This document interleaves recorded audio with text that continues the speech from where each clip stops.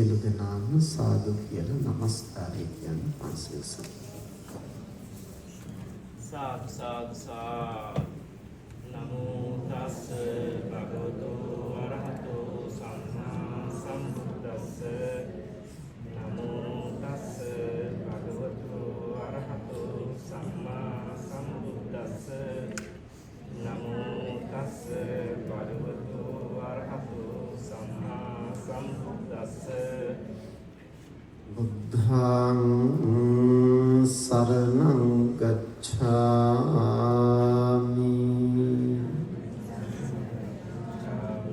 ධම්මං සරණං ගච්ඡාමි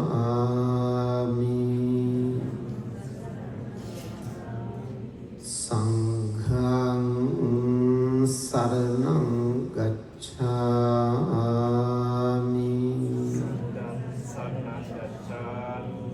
දුතියම්පි බුද්ධං සරණං ගච්ඡාමි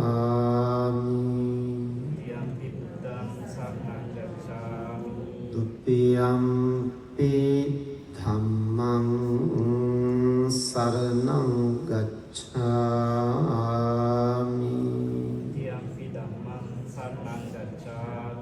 දුතියම්පි සංඝං සරණං ගච්ඡාමි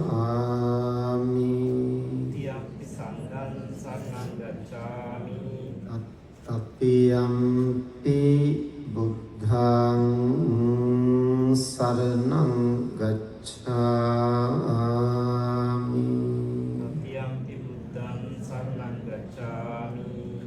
තතියම්පි ධම්මං සරණං ගච්ඡාමි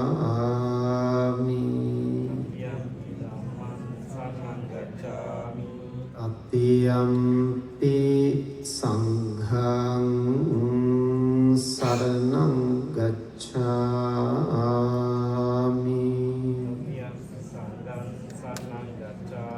ඉසරණ ගමනං සම්පන්නං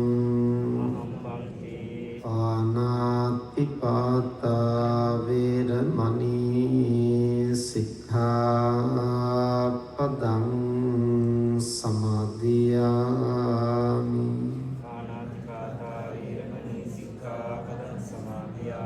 අදින්නාදානා වේරමණී සික්ඛාපදං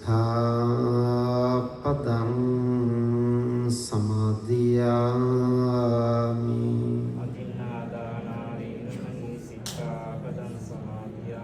කාමේසු මිච්ඡාචාරා වේරමණී සික්ඛාපදං සමාදියාමි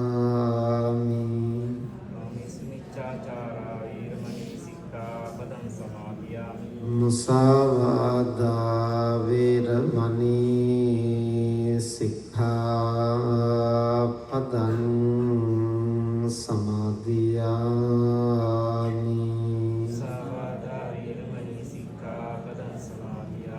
සුරාමේරය මජ්ජපමදට්ඨානා වේරමණී සික්ඛාපදං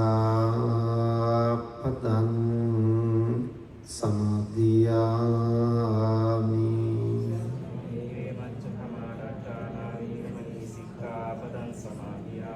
ඉසරණේන සද්ධින් පංචශීලං ධම්මං සාධුකං සුරක්ඛිතං කତ୍වා අප්පමාදේන සම්පාදේත. සද්ධාවන්ත පින්තුනි, අප විසින් ගෞරවයෙන් සද්ධාවෙන් පිළියෙල කොටගෙන තැන්පත් කරන ලද මේ සියලුම පූජාවන් දෙවි මිනිසුන්ගේ පූජා සත්කාර ලබන්නට යෝග්‍ය වූ භාග්‍යවත් වූ අරහත් වූ සම්මා සම්බුදුරජාණන් වහන්සේ උදෙසා පූජා කරන්නට සූදානම් වෙමි. ඒ භාග්‍යවතුන් වහන්සේගේ ගුණ සිහි කරලා යම් කෙනෙක් සිත පහදවා ගන්නවද දෑත් ඔසවලා වන්දනා කරනවාද ස්වල්ප දෙයක් හෝ පූජා කරනවාද ඒ සියලු දෙනාටම සසර ගමනේ ගුණ නුවණ දියුණු කරගන්නට මේ මහා කුසලයේ හේතු වෙනවා. බුදුරජාණන් වහන්සේ ජීවමානව නැති බව අපි හැමදෙනාම දන්නවා. නමුත් අපි අදටත් මේ පූජාවන් පවත්වන්නේ අපි මේ පූජා කරන මල් පහන් ගිලන් පස වලින් උන්වහන්සේට ප්‍රයෝජන ගන්නට නෙවෙයි, උන්වහන්සේගේ ගුණ සිහිපත් කරලා සිත පහදවා ගන්නටත්, ඒ නැවත නැවත ගුණ සිහිපත් කරනකොට අපේ මනසෙත් ඒ බඳු ගුණ වැඩෙන්නට යම් පෙළඹීමක් ඇති වෙනවා. අපේ මනසේ තියෙන එක්තරා ස්වභාවයක් තමයි හොඳ හෝ නරක අපේ මනසින් අගය කෙරෙනකොට අපිත් අනුක්‍රමයෙන් ඒ බඳු කෙනෙක් බවට පත් වෙනවා. උදාහරණයක් ඇටියට උලත් පිට කන කෙනෙක් දැකලා ඒකේ වටිනාකමක් ගැන අපි හිතුවොත් තමනු වැඩි කලක් යන්න මත්තෙන් උලත් පිට කන්න පෙළඹෙනවා. සිගරට් බොන කෙනෙක් දැකලා සිගරට් බීමේ වටිනාකමක් අපට හැඟුණොත් තමනුත් සිගරට් බොන කෙනෙක් බවට පත් වෙනවා. මත්පැන් බොන කෙනෙක් දැකලා තමන්ටත් ඒකේ යම් කිසි මොකක් හෝ සමාජ වටිනාකමක් තියනවා කියලා හිතුවොත් තමනුත් මත්පැන් බොන කෙනෙක් බවට පත් වෙනවා. ඒ අපේ මනසින් මොකක් හෝ දෙයක් අගය කරනවා නම් තමනුත් අනුක්‍රමයෙන් ඒ බඳු කෙනෙක් බවට පත් වෙන්නට මනස පෙළඹෙනවා. ඒක අපේ මනසේ එක්තරා ධර්මතාවයක්. ඒ බෞද්ධයින් හැටියට අපි කුඩා කාලේ ඉඳලා බුදුරජාණන් වහන්සේගේ ගුණය, ඒ වගේම මව්පියන්ගේ වැඩිහිටියන්ගේ ගුණය, සිල්වතුන්ගේ සීලය අපි අගය කරන්නට උත්සාහ කරන්නේ, ගරු කරන්නට උත්සාහ කරන්නේ.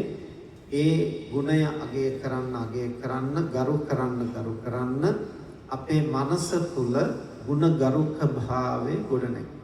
ඒ ගුණගරුක භාවයේ ගොඩනැගෙනකොට අනුක්‍රමයෙන් අපිත් ගුණවතුන් බවට පත් වෙනවා. ඉතින් යම්කිසි බුදුරජාණන් වහන්සේගේ යම් ගුණයක් අපි නිතර සිහිපත් කරනවා නම්, ගරු කරනවා නම්, වන්දනා කරනවා නම් කාලයක් යනකොට ඒ පිළිබඳව අපේ මනසේ උනන්දුවක් ඇති වෙනවා. උදාහරණයක් හැටියට ගත්තොත් දැන් අපි පහනක් පූජා කරනකොට ඒ පහනෙන් අඳුර දුරු වෙලා ආලෝකය මතුවේ. අපිට බුද්ධ පූජාවක් තියෙනකොට පියවර 3කින් ඒ පූජාව කරන්නට පුළුවන්. පළවෙනි පියවර තමයි අපි කරන පූජාවේ අර්ථය හොඳට හිතලා බලන්න. දෙවෙනි පියවර තමයි ඊට ගැලපෙන බුද්ධ ගුණයක් සිහි කිරීම. තුන්වෙනි පියවර තමයි ඊට ගැලපෙන ප්‍රාර්ථනාවක් කරගන්න. උදාහරණයක් ඇටියට අපි පහනක් ගත්තොත් පහනෙන් අඳුර දුරු වෙලා ආලෝකය පැතිරෙනවා. ආලෝකයෙන් හැම දෙයක්ම නිවැරදිව දකින්න අවස්ථාව සැලසෙනවා. බුදුරජාණන් වහන්සේගේ ප්‍රඥාවත් ඒ වගේ. මෝහය නැමැති අන්ධකාරය දුරු කරලා ප්‍රඥාව නැමැති ආලෝකයෙන් බුදුරජාණන් වහන්සේ ලෝකයේ සියල්ලක්ම මනවින් අවබෝධ කරගන්නවා. එතකොට ඒ විදිහට අපි පළමුවෙන් පහන පිළිබඳව හිතලා ඊට පස්සේ බුදුරජාණන් වහන්සේගේ ප්‍රඥාව නැමැති ගුණය පිළිබඳව හිතලා ඒ අවිද්‍යාව නැමැති අඳුර දුරු කළ ප්‍රඥාවේ ආලෝකයෙන් ලෝකය මනවින් අවබෝධ කළ භාග්‍යවතුන් වහන්සේට මේ පහන් ආලෝකය පූජා කරනවා. පූජා වේවා කියන හැඟීමෙන් පූජා. ඊට පස්සේ අපට ප්‍රාර්ථනාවක්, අදිෂ්ඨානයක් ඇති කරගන්න පුළුවන්. මේ කුසල බලයෙන් අපේ මනස තුලත් ප්‍රඥාව අවදි වෙනවා. ලෝකයේ සියල්ලක්ම නිවැරදිව අවබෝධ කරන්න, නිවැරදිව දැක ගන්න අවශ්‍ය ප්‍රඥාව මගේ సంతානය තුලත් අවදි වේවා කියන චිත්තාදිෂ්ඨානය ඇති කරගත්තාම තමන් තුලත් අනුක්‍රමයෙන් ප්‍රඥාව වැඩෙන්න එක හේතුවක් වෙනවා. අන්න ඒ වගේ අපි මේ මල් පූජා කරනකොට මලක් කියලා කියන්නේ සුවඳ, ඒ වගේම වර්ණය තියෙන සූර්යාලෝකයෙන් විකසිත වුණු පුෂ්පයක්. දෙවි මිනිසුන්ට ප්‍රියමනාපයි. එතකොට ඊට හා සමාන බුද්ධ ගුණයක් අපට සිහි කරන්න පුළුවන්. බුදුරජාණන් වහන්සේ සීල නැමැති සුගන්ධයෙන්, ගුණ නැමැති වර්ණයෙන් යුක්තයි. ප්‍රඥාවෙන් විකසිත වුණු මනසක් ඇති කෙනෙක්. සියලු දෙවි මිනිසුන්ට ප්‍රියමනාපයි. ඒ බුදුරජාණන් වහන්සේටයි අපි මේ පුෂ්පයන් පූජා කරන්නේ. මේ කුසල බලයෙන් අපේ චිත්තසංතානය තුලත් සීලය දියුණු කරගන්න, ගුණය අවදි කරගන්න, ප්‍රඥාවෙන් මනස විකසිත කරගන්න මේ කුසලය අපට හේතු වෙන්න කියන අදිෂ්ඨානය ඇති කරගන්න පුළුවන්. ඊළඟට අපි බුදුරජාණන් වහන්සේට සුවඳ දුම් පූජා කරනකොටත් ඒ වගේ බුදුරජාණන් වහන්සේගේ සීල සුගන්ධය ගැන කල්පනා කරන්න. පෑන් පූජා කරනකොට පෑන් වලින් පිපාසය දුරු වෙනවා, කාය දාහය දුරු වෙනවා. බුදුරජාණන් වහන්සේ සද්ධර්මයේ නැමැති සිසිලසින් ලෝක සත්ත්වයින්ගේ ක්ලේශ දාහයන් නිව් තෘෂ්ණා පිපාසය සංසිඳෙව. ඒ භාග්‍යවතුන් වහන්සේටයි මේ සිසිල් පෑන් පූජා. මේ කුසල බලයෙන් මටත් සද්ධර්මයේ තුලින් චිත්ත පීඩා දුරු කරගන්න, කාය පීඩා දුරු කරගන්න, කායික මානසික සුවය සහනය සලස්වා ගන්න, දහමින් මනස සිසිල් කරගන්න මේ කුසලයේ මටත් තියෙනවා. ඊළඟට ගිලන්පස පූජා කරනකොට ගිලන්පස වලින් තුන්දොස් සමනය වෙනවා, ගත නිරෝගී වෙනවා. බුදුරජාණන් වහන්සේ ධර්මයේ නැමැති ඖෂධයෙන් ලෝක සත්වයින්ගේ සියලු සසර කෙලෙස් රෝගයන් නිවාරණය කරලා නිවනට සත්වයින් යොමු කළා. ඒ භාග්‍යවතුන් වහන්සේටයි මේ ගිලන්පස පූජා කරන්නේ. මේ කුසල බලයෙන් ඒ ධර්මයේ නැමැති ඖෂධයෙන් සසර ක්ලේශ රෝගයන් නිවන්නට මේ කුසලය මටත් හේතු වෙන්න කියලා අදිස්ථාන කරනවා. එන්න මේ විදිහට අපට පුළුවන්කම තියෙනවා බුදුරජාණන් වහන්සේගේ ගුණයන් සිහි කර කර ගාථා කීම නොකීම තරම් ගැටලුවක් නෙමෙයි. අපි ගාථාවක් කියන්නේ ඒ විදිහට බුදු ගුණ සිහි කරන්නටයි. ගාථාවක් කියන්න පුළුවන් නම් කියන එක හොඳයි. එහෙම නොකියුවා වුණත් අපි මේ පූජාවන් සකසන තැන්පත් කරන හැම මොහොතකම ඔය විදිහට බුදුරජාණන් වහන්සේගේ ගුණ සිහිපත් කරමින් අපි තුලත් ඒ ගුණ වැඩෙන්නට අදිෂ්ඨාන කරගෙන ඒ පූජාවන් පවත්වනකොට ඒක නිකම්ම ආමිස පූජාවක් වෙන්නේ නැහැ. ඒ ආමිස පූජාවෙන් ප්‍රතිපත්තිය කියන්නේ ගුණ නුවණ වැඩි වීම. බුදුරජාණන් වහන්සේට අපි ආමිස පූජාවක් කියන්නේ මේ ද්‍රව්‍ය ආදී පූජා. එතකොට ආමිසේ පූජා කරලා අපි ඒ තුලින් ගුණ නුවණ දියුණු කරගන්නට අවශ්‍ය අදිෂ්ඨානයක් ප්‍රාර්ථනාවක් ඇති. මේක යම් කෙනෙක් අඛණ්ඩව මාස කීපයක් කළොත් පැහැදිලිව දැනෙනවා Tamanගේ මනසේ වෙනදට වඩා ඒ ගුණ අවදි වෙන ආකාරය.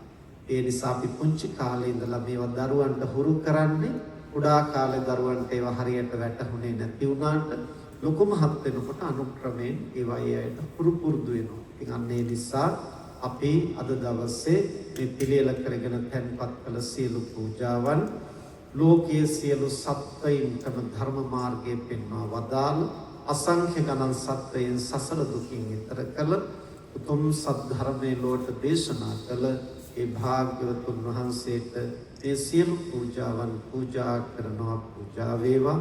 අපගේ සිත කය වචන යන තිදොරින් නමස්කාර කරනවා. අපගේ නමස්කාරය වේවා කියන හැඟීම ඇති කරගෙන අපි වන්දනා කරමු. නමෝ තස් භගවතු අරහතෝ සම්මා සම්බුද්දස්ස. නමෝ තස් භගවතු අරහතෝ සම්මා සම්බුද්දස්ස. නමෝ තස් භගවතු අරහතෝ සම්මා සම්බුද්දස්ස. ඉතිපිසෝ භගවා අරහං සම්මා සම්බුද්ධෝ විජ්ජාචරණ සම්පන්නෝ සුගතෝ ලෝකවිදු අනුත්තරෝ පුරිස ධම්මසාරති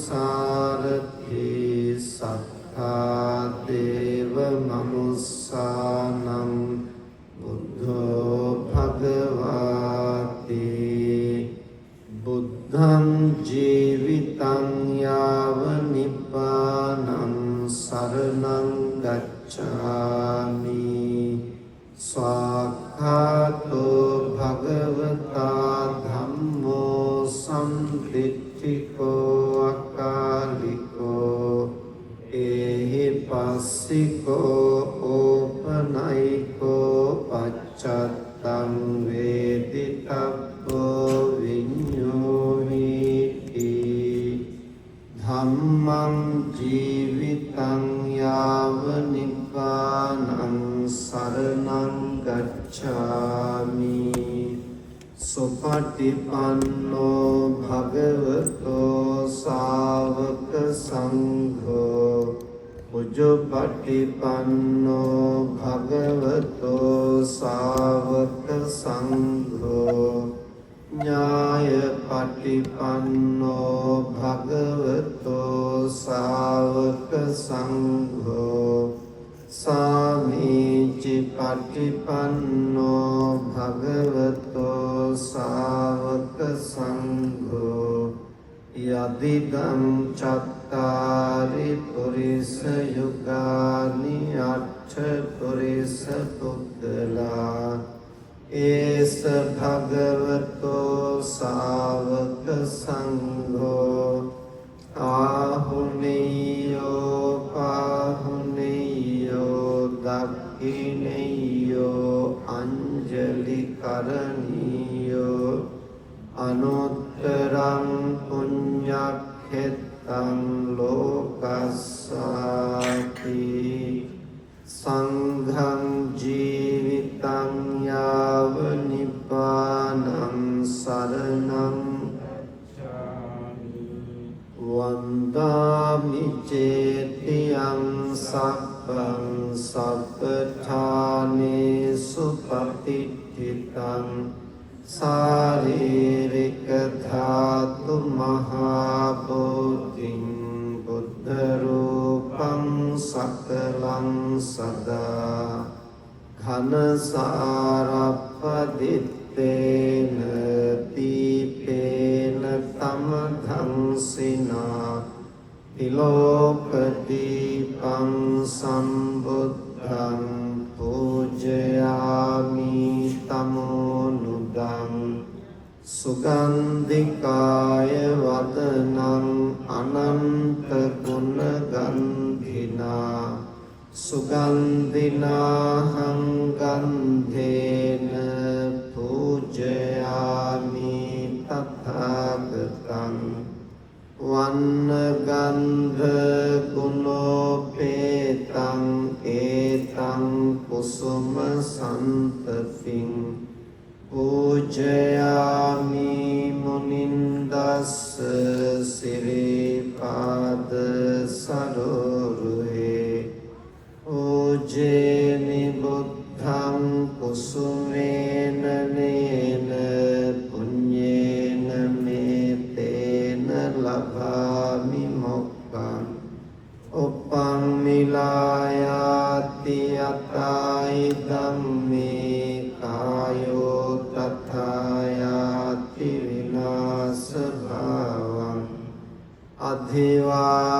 අධිවාසේතුනෝ භන්තේ පානීයං පරිකප්පිතං අනුකම්පං උපාදාය පටිගන්හාතු උත්තම අධිවාසේතුනෝ භන්තේ කිලාන පච්චයං ඉමං අනුකම්පං උපාදාය පටිගන්හාතු උත්තම කායේන වාචා චිත්තේන පමාදේන මයා කතං අච්චයං කම්මේ භන්තේ භූරි පඤ්ඤ තථාගත කායේන වාචා චිත්තේන පමාදේන මයා කතං අච්චයං කම්මේ ධම්ම සම්දිච්චික අකාලික කායේන වාචා චිත්තේන පමාදේන මයා කතං අච්චයං කම්මේ සංඝ සුපටිපන්න අනුත්තර එත්තාවතාච අම්හෙහි සම්භතං පුඤ්ඤ සම්පදං සබ්බේ දේවා අනුමෝදන්තෝ සබ්බ සම්පත්ති සිද්ධියා එත්තාවතාච අම්හෙහි සම්භතං පුඤ්ඤ සම්පදං සබ්බේ භූතා අනුමෝදන්තු සබ්බ සම්පත්ති සිද්ධියා එත්තාවතාච අම්හෙහි සම්භතං පුඤ්ඤ සම්පදං සබ්බේ සත්තා අනුමෝදන්තු සබ්බ සම්පත්ති සිද්ධියා ඉදම්මේ ඥාතිනං හෝතු සුඛිතා හොන්තු ඥාතයෝ ඉදම්මේ ඥාතිනං හෝතු සුඛිතා හොන්තු ඥාතයෝ ඉදම්මේ ඥාතිනං හෝතු සුඛිතා හොන්තු ඥාතයෝ ඉමිනා පුඤ්ඤ කම්මේන මාමේ බාල සමාගමෝ සතං සමාගමෝ හෝතු යාව නිබ්බානපත්තිය ඉදම්මේ පුඤ්ඤ කම්මං ආසවක්ඛයා වහං හෝතු සබ්බ දුක්ඛා පමුඤ්චතු සාදු සාදු සාදු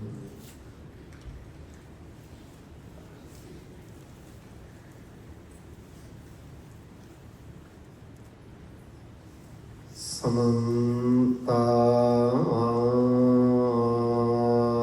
चक्रवालेषु अत्रा गच्छन्तु देवता सद्धम्मं मुनिराजस्य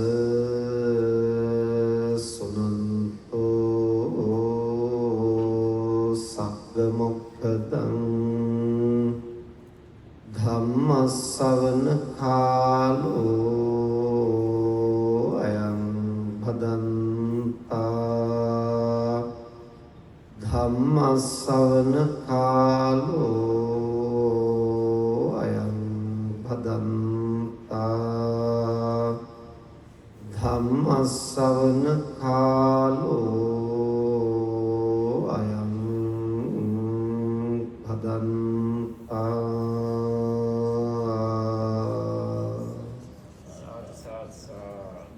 නමෝ තස් භගවතු අරහතෝ සම්මා සම්බුද්දස්ස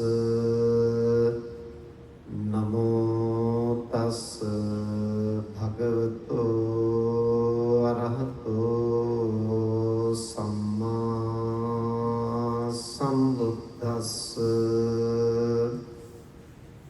නමෝ තස් භගවතු අරහතෝ සම්මා සම්බුද්දස්ස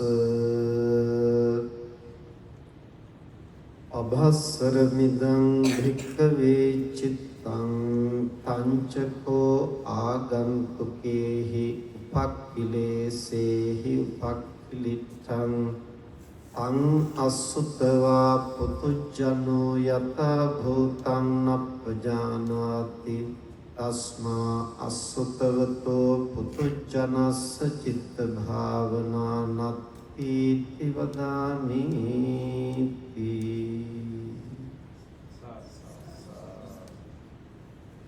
සද්ධාවන්ත පින්වත්නි අද දවසේ රොටරුවා සිද්ධාර්ථ දහම් පාසල මූලික වෙලා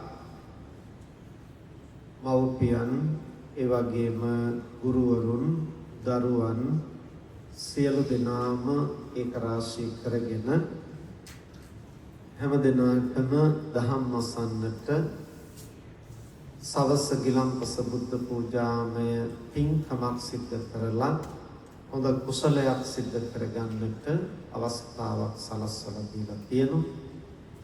මෙවර අපට ඕස්ට්‍රේලියාවේ ධර්මචාරිකාව සඳහා අපි සම්බන්ධ වෙනවා කියලා දැනගත්තු අවස්ථාවේ ඕක්ලන්ඩ් වල පදිංචි වෛද්‍ය අශෝක ඩයස් මහත්මයා සතියක පමණ කාලයක් හෝ නව ශ්‍රී ලංකේ ධර්මදේශනා සඳහා ඉඩකඩ ලබා දෙන හැටියට ඉල්ලීමක් කළා. ඒ අනුව තමයි මේ කාල පරිච්ඡේදය අපි ඒ සඳහා වෙන් කරන්නට යෙදුනේ. ඒ දිනවලින් එකක් මේ රොටරුවා ප්‍රදේශයේ ජීවත් වෙන සිංහල බෞද්ධ පින්වත්තුන්ට ලබා දෙමින් මේ දරුවන් ඇතුළු හැම දිනාටම උද පින්කමක් කරගන්න ධර්ම ශ්‍රවණය කරන්නට අවස්ථාව සලස්වලා දීලා තියෙනවා. ඒ සඳහා විශේෂයෙන් සිද්ධාර්ථ දහම් පාසල වෙනුවෙන් මේ කටයුතු සඳහා සම්බන්ධීකරණය කරමින් මූලිකත්වයෙන් ක්‍රියා කළ දිනේෂ් පුද්රිකෝ මහත්මයා ඒ ඇතුළු ඒ දහම් පාසලේ ගුරු මහත්මීන් ඒ වගේම දෙමව්පියන් සහ මේ රටවල පදිංචිව සිටින බෞද්ධ පින්වතුන් සියලු දෙනා මේ කරාශී වෙලා මේ පින්කම සංවිධානය කරලා මනවින් සිද්ධ කරන්නට කටයුතු කළා. ඒ සඳහා මූලික වුණු අපකප වුණු දායක වුණු සහ සම්බන්ධ වුණු ලොකු කුඩා සියලු දෙනාටම රත්නත්‍රි ආශිර්වාදේ ප්‍රාර්ථනා කරමින් ටික වෙලාවක් ධර්ම දේශනාව සිද්ධ කරන්න සූදානම් වෙයි. අද ධර්ම දේශනාව සඳහා අපි මාතෘකා කළේ බුදුරජාණන් වහන්සේ සිත පිළිබඳව දේශනා කරන ලද වටිනා සූත්‍ර දේශනාවක්. මේ සූත්‍ර දේශනාව පාදක කරගෙන අද පින්වත්තුන්ට පැහැදිලි කර දෙන්නට අදහස් කළේ සසර ගමනේ අපට ලැබිලා තියෙන මේ භාග්‍ය සම්පන්න අවස්ථාවෙහි තියෙන වටිනාකමත් ඒක අපි නිවැරදිව අර්ථවත්ව පරිහරණය කරන්නේ කොහොමද? ඒ සඳහා අපි සතු සාංශාරික කුසල බලය අපට කොච්චර උපකාර වෙනවද? මේ ජීවිතේ අපි ඒ කුසල බලය අර්ථවත්ව හසුරවගන්නේ කොහොමද කියන කාරණා පැහැදිලි කරමින් අද ධර්ම දේශනාව සිදු කරන්නට බලාපොරොත්තු වෙන්නේ. බුදුරජාණන් වහන්සේ දේශනා කරනවා පබස්සර මිදම් භික්ඛවේ චිත්තං. මහණෙනි මේ මිනිස්සුන්ගේ සිත ප්‍රභාස්වරයි. ප්‍රභාස්වරයි කියලා කියන්නේ බොහොම දීප්තිමත් විනිවිද දක්නා ගතියෙන් යුක්තයි. ඇයි අපි සියලු දෙනාම ඉපදිලා තියෙන්නේ හොඳ ශක්තිමත් කුසලයේ. මනුස්ස ලෝකේ උපදින්නේ නැහැ කවුරුවත්ම අකුසලයේ. අකුසලයෙන් උපදිනවා නම් උපදින්නේ නරකය, තිරිසන්, പ്രേත, අසුර කියන සතර අපායන් තැන. කුසලයෙන් පමණයි මනුස්ස ලෝකේ උපදින්නේ. කුසලයේ විපාක දෙන ක්‍රම දෙකක් තියෙනවා. ප්‍රතිසන්දි විපාක සහ ප්‍රවෘත්ති විපාක කියලා. ප්‍රතිසන්දි විපාක කියලා කියන්නේ උත්පත්තිය ලබා දෙන්නට හේතු වෙනවා. දැන් අපි මනුස්ස ලෝකෙ ඉපදිලා තියෙන්නේ හොඳ ශක්තිමත් කුසල. ඊළඟට ප්‍රවෘත්ති විපාකයයි කියලා කියන්නේ ඉපදුනාට පස්සේ මිය යනකම් ලැබෙන විපාකයට කියන ප්‍රවෘත්ති විපාක. ඒක තමයි අපි දහම් පාසල් යන කාලේ ඉඳලා ඉගෙනගෙන තියෙන්නේ. උපස්තම්භක කර්ම, උපපීලක කර්ම, උපඝාතක කර්ම. උපස්තම්භක කර්ම කියන්නේ අපිට සුවසේ ජීවත් වෙන්න උදව් වෙන. උපපීලක කර්ම කියන්නේ අපිට යම් පීඩා ඇති කරන කර්ම. ඒ කියන්නේ අකුසල කර්ම. උපඝාතක කර්ම කියන්නේ සමහර කර්ම මතුවලා සම්පූර්ණයෙන්ම අකාලේ අපේ ජීවිතය අහෝසි. සමහර කර්ම හේතු වෙනවා උත්පත්ති ලබා දෙන්න. සමහර කර්ම හේතු වෙනවා ඉපදුනාට පස්සේ සුවසේ ජීවත් කරවන්න. සමහර කර්ම හේතු වෙනවා ඉපදුනාට පස්සේ පීඩා ඇති කරන්න. සමහර කර්ම හේතු වෙනවා ජීවිතය අකාලේ අහෝසි. දැන් අපි මනුස්ස ලෝකෙ ඉපදලා තියෙන හොඳ ශක්තිමත් කුසලයක් අපිට විපාක. අපි මරණ මොහොතේ අපිට අකුසලයක් මත වුණා නම් අපි උපදින්නේ එක්ක තිරිසන් ලෝකයක, പ്രേත ලෝකයක, අසුර ලෝකයක නැත්නම් නිරේ. හැබැයි කුසල බලයෙන් ඉපදුනත් අකුසල බලයෙන් ඉපදුනාට පස්සේ අපිට කුසල අකුසල දෙකම විපාක දෙන්නට පුළුවන්. ඒක තමයි ප්‍රවෘත්ති විපාක. දැන් සමහර කෙනෙක් මනුස්ස ලෝකෙ ඉපදනවා ඉපදුනාට පස්සේ බහුලව කුසල් විපාක. එතකොට ඒ අයට කුඩා කාලේ, තරුණ කාලේ, මැදිවියේදී, වයස්ගත වෙනකොට හැමදාම බොහොම සුවදායක ජීවිතේ තමන් හිතන පතන හැම දෙයක්ම හොඳින් සඵල කරගෙන බොහොම සුවදායක ජීවිත, පහසු ජීවිත ගත කරන්න යායට අවස්ථාව ලැබෙනවා. හැබැයි ඒකෙන් අදහස් කරන්නේ ඒකෙන් හොඳක් වෙනවා. සමහර වෙලාවට ඒ සුවදායක බවම වෙන්න පුළුවන් අපේ ජීවිතේට අනර්ථයගෙන. ඒක අපි පසුව කතා කරනවා. හැබැයි ඒ සුවදායක බව ඇති කරන්නේ අර කුසල විපාක. එතකොට සමහර වෙලාවට ඒ සුවදායක බව නිසාම අපි ජීවිතයේ අත්දැකීම් අහිමි වෙනවා. ජීවිතේට මුහුණ දෙන්නේ කොහොමද කියලා දන්නේ නැති වෙනවා. එතකොට පාප මිත්‍ර අසුරට වෙනවා. උදාහරණයක් ඇටියට ගත්තොත් දැන් බුදුහාමුදුරුවෝ වැඩ ඉන්න කාලේ මහදන සිටු පුත්‍රයා. උත්පත්ති ලැබුවේ ශක්තිමත් කුසලයේ. ඒ වගේම මහදන සිටු පුත්‍රයා උපදිනකොටම මව්පියන්ගෙන් ඔහුට උරුම වෙනවා 80 කෝටියක් රන්කහව. රුපියල් සත නෙමෙයි, ඩොලර් නෙමෙයි, කහවණු කියලා කියන්නේ රත්තරන් පවුම් කියලා කියමුකෝ අපි අද කාලේ හැටියට. ඒතකොට රන් පවුම් 80 කෝටියක්. ඒතර පරම්පරා ගානකට ඇති ජීවත්. ඒ නිසා මේ මව්පියෝ කල්පනා කළා අපේ දරුවට දැන් ඉගෙන ගන්න ඕන කරන්නේ රස්සාවක් කරන්නනේ. එහෙමයි අය කල්පනා කරන්නේ. ඉගෙන ගන්න රස්සාවක් සඳහාම නෙමෙයි. නමුත් වැඩි හරියක් මව්පියෝ කල්පනා කරන්නේ ඉගෙන ගන්න රස්සාවක් හොයාගන්නනේ. එහෙම තමයි හිතන්නේ.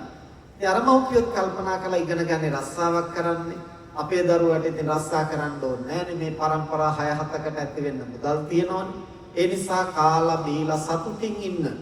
ගීත ගයන්න, ඒ වගේම නටන, නැටුම්, ගැයුම්, වැයුම් ඒවා විතරක් ඉගෙන සතුටින් ඉන්න. දැන් අර බටහිර ලෝකයේ එක්තරා සංකල්පයක් තියෙනවනේ. ජීවිතයේ අරමුණ මොකක්ද කියලා අහුවහම සැපෙන් සතුටින් ජීවත් වෙන්න. එච්චරයි. ඊට එහා දෙයක් ඒගොල්ලගේ ජීවිතවල අරමුණක් නැහැ. ඒ නිසා හම්බ කරනවා, කනවා, සැප විඳිනවා, හිත සතුටින් ජීවත් වෙන්න උත්සාහ කරන එච්චරයි. ඊට එහා මොකුත් ජීවිතේ විශේෂ අරමුණක් දකින්න. ඒ බෞද්ධයෝ හැටියට අපි ඊට එහා දෙයක් දකිනවා. ජීවිතේ අපට අර්ථයක් තියෙනවා. මොකක්ද අර්ථය? මනුස්ස. අපි ලබාගත්තු ජීවිතයේ අර්ථය මනුස්ස. මොකද මනුස්ස කියන්නේ මනස උසස් කරගෙන, මනස දියුණු කරගෙන. ඒ මනස දියුණු කරගෙන අපිට හොඳ අවස්ථාවක් ලැබිලා තියෙනවා. ශක්තිමත් සිතක් ලැබිලා තියෙනවා. ශක්තිමත් කයක් ලැබිලා තියෙනවා. අපිට මේ කෝණ හැටියට හසුරවන්න පුළුවන්කම තියෙනවා. මේ සියල්ල අපිට කරන්න පුළුවන්. තිරිසන් ලෝකේ කය ශක්තිමත් වුණාට හිත ශක්තිමත්. දිව්‍ය ලෝකේ හිත ශක්තිමත් වුණාට කය ශක්තිමත් නැහැ. ඒ නිසා දෙවියන්ට හිත ශක්තිමත් වුණාට අපිට වගේ කටින පිංකම් කරන්න, වෙහෙසිලා පිංකම් ඒ මොකුත් කරගන්න බෑ. තිරිසන් ලෝකේ කය හසුරවල වැඩ කරන්න පුළුවන්. හිත ශක්තිමත් නැති නිසා මොකුත් කරගන්න විදිහක් තේරෙන්නේ නැහැ මොකද්ද කරන්නේ. දැන් මනුස්ස ලෝකේ හිතත් ශක්තිමත්, කයත් ශක්තිමත්. ඒ නිසා අවශ්‍ය ඕන විදිහකට මේක හසුරවන්නට පුළුවන් ඕන තරම් වැඩෙන්න. දැන් විනාශ වෙනවා නම් ඒකටත් සුදුසුම තැන තමයි මනුස්ස. මොකද මනුස්ස ලෝකේ කරන්න පුළුවන් පව්කම් අනිත් එකම ලෝකෙකවත් කරන්න. පව්කම් වලින් බරපතලම පව්කම් තමයි ආනන්තරේ පාප කර්ම. මව මැරීම, පියා මැරීම, රහතුන්ගේ ලේසෙල, රහතුන් මැරීම, බුදුවරුන්ගේ ලේසෙල වීම, සංඝ බේද. මේ පාප කර්ම එකක්වත් වෙන ලෝකයක කරන්න බෑ. අම්මා තාත්තා මරන්න පුළුවන් ලෝක දෙකයි තියෙන්නේ. මනුස්ස ලෝකේ, තිරිසන් ලෝකේ. තිරිසන් ලෝකේ සතෙක් තමන්ගේ මව්පියෝ මරුවාම පවක් සිද්ධ වෙනවා. හැබැයි ආනන්තරේ පාප කර්මය කියන්නේ මොකද්ද? ඊළඟ භවයේ නොයරදීම අපාගත වෙනවා. තිරිසන් සතෙක් තමන්ගේ මව්පියෝ මරුවා කියලා ඊළඟ භවයේ නොයරදීම අපාගත වෙනවා කියලා නියමයක් නැහැ. ඇයි ඒ ආත්මේ බොහොම දුර්වල ආත්ම භාවයක්. හැබැයි මිනිස්සෙක් තමන්ගේ අම්මා තාත්තා ඝාතනය කළොත් නොයරදීම බුදු කෙනෙකුටවත් ඒක වළක්වන්න බෑ. නිරේ උපදී. ඊළඟට ඒ නිසා මේ පාප කර්මය කරගන්න පුළුවන් මනුස්ස ලෝකේ විතරයි. ඊළඟට රහතුන් මැරීම මරන්න පුළුවන් රහතන් වහන්සේලා ඉන්නේ මනුලෝ විතරයි. දෙව්ලොව බබලෝ රහතන් වහන්සේලා කියන මරන්න බෑ උපපාතික උත්පත්. බුදුවරුන්ගේ ලේසල බුදුවරු පහළ වෙන්නේ මනුස්ස ලෝකේ විතරයි. ඒ නිසා ලේසොලවන්න හරි රකින්න හරි පුළුවන් මනුස්ස ලෝකේ විතරයි. සංඝ භේදය. වික්ෂුන් සංඝ භේදය කියලා කියන්නේ වික්ෂුන් වහන්සේලා. ඉතින් බුදුහාමුදුරුවෝ පහළ වෙන තැනක තමයි වික්ෂුන් වහන්සේලා. ඒ නිසා ඒ සියලුම අකුසල කර්ම බරපතලම අකුසල කර්ම කරගන්න ඕන කරගන්න පුළුවන් එකම තැනක් මනුස්ස ලෝකේ. හැබැයි මනස දියුණු කරලා ධාන, අභිඥා, මාර්ගඵල ලබනවා නම්, රහත් වෙනවා නම්, පසේ බුදු වෙනවා නම්, සම්මා සම්බුදු වෙනවා නම්, ඒ ඕනම තැනකට වැඩෙන්න පුළුවන් ආත්ම භාවයක් මනුෂ්‍යාත්ම. ඇයි ශක්තිමත් සිතක් සහ ශක්තිමත් කයක්. දැන් අර මහදන සිට පුත්‍රයාත් ඒ වගේ ශක්තිමත් ආත්ම භාවයක් ලැබුවා. ඔහුට සසරේ ප්‍රබල කුසල් තියෙනවා. ඒ නිසා බුදුහාමුදුරෝ දේශනා කරනවා මේ මිනිස්සු උත්සාහ කළා නම් රහත් වෙන්නත් තිබුණා. ධනෙ ගැන සැලකිලිමත් වුණා නම් ඒ නගරේ අග්‍රසිටු වෙන්න පුළුවන්. හැබැයි අම්මා තාත්තා ඔහුට ඒ ජීවිතය ගැන ඉගෙනුවේ නෑ. අර කන්න බොන්න අඳින්න පළඳින්න විනෝද වෙන්න විතරයි. ඒ නිසා ටිකක් ලොකු මහත් වෙනකොට පාප මිත්‍රෝ වට කරගත්තා. ටිකක් සල්ලි තියනවා සැප විඳිනවා කියලා දැනගත්තු ගමන් ඒකෙන් අනිසි ප්‍රතිලාභ ලබන්නට බලාපොරොත්තු වෙන අය ලං වෙනවනේ. දැන් ඕන තරම් මේ අයට අත්දැකීම් නැති ඒ තියෙන කාලෙට ඕන තරම් යාළු මිත්‍රෝ එකතු වෙනවා. ඊපස්සේ නැති වෙනකොට කවුරුත් නැහැ. ඒක තමයි ලෝකේ ස්වභාවය.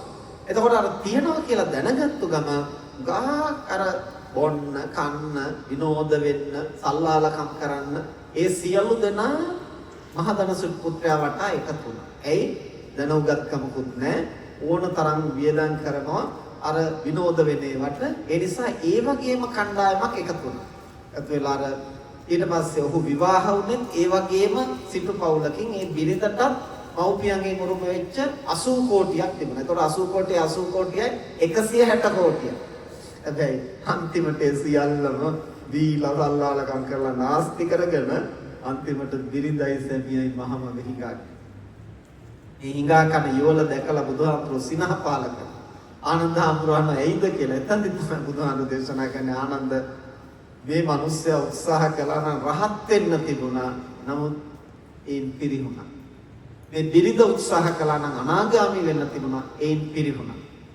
ධනෙ ගැන උනන්දු වුණා නම් මේ නගරේ අග්‍රසිටු වෙන්නට තිබුණා. ඒනොත් පිරිහුණා. ඇයි ඒ? පත්යෙන්ම කුසල බලයක් නිසා සැපය උරුම වුණා. හැබැයි සැපය උරුම වුණාට මව්පියෝ ඒක නිසිලෙස කලබනාකරණය කරලා දුන්නේ නැතිනම් දරුවන්ට ඒ දරුවන් නොමග ගිහිල්ලා විනාශ වෙන එක වළක්වන්නට. අපි උගාක් දකිනවා ටිකක් යමක් කමක් තියෙන මිල මුදල් තියෙන හැකියාව තියෙන පවුල්වල උගාක් දෙවෙනි පරම්පරාව විනාශ වෙන හැටි. ලංකාවේ හැම බැලුවෙන් පස්සේ දේශපාලනඥයෝ සහ ටිකක් මිල මුදල් තියන අයගේ දෙවෙනි පරම්පරාව උගාක් වෙලාවට දුර්වලයි. ඇයි ඒ? ඒගොල්ලෝ හිතනවා මේ දරුවන්ට අපි දුක් දෙන්න හොඳ නැහැ. හැම සැපයක්ම දෙන්න. එතකොට දැන් ජීවිතය කියන්නේ ලාභාලාභ, යසායස, ප්‍රශංසා නින්දා, සැප දුක දෙපැත්තම තියෙනවා. ජීවිතය කියන්නේ එහෙමයි. හරියට මේ කකුල් දෙක වගේ. දෙපසම.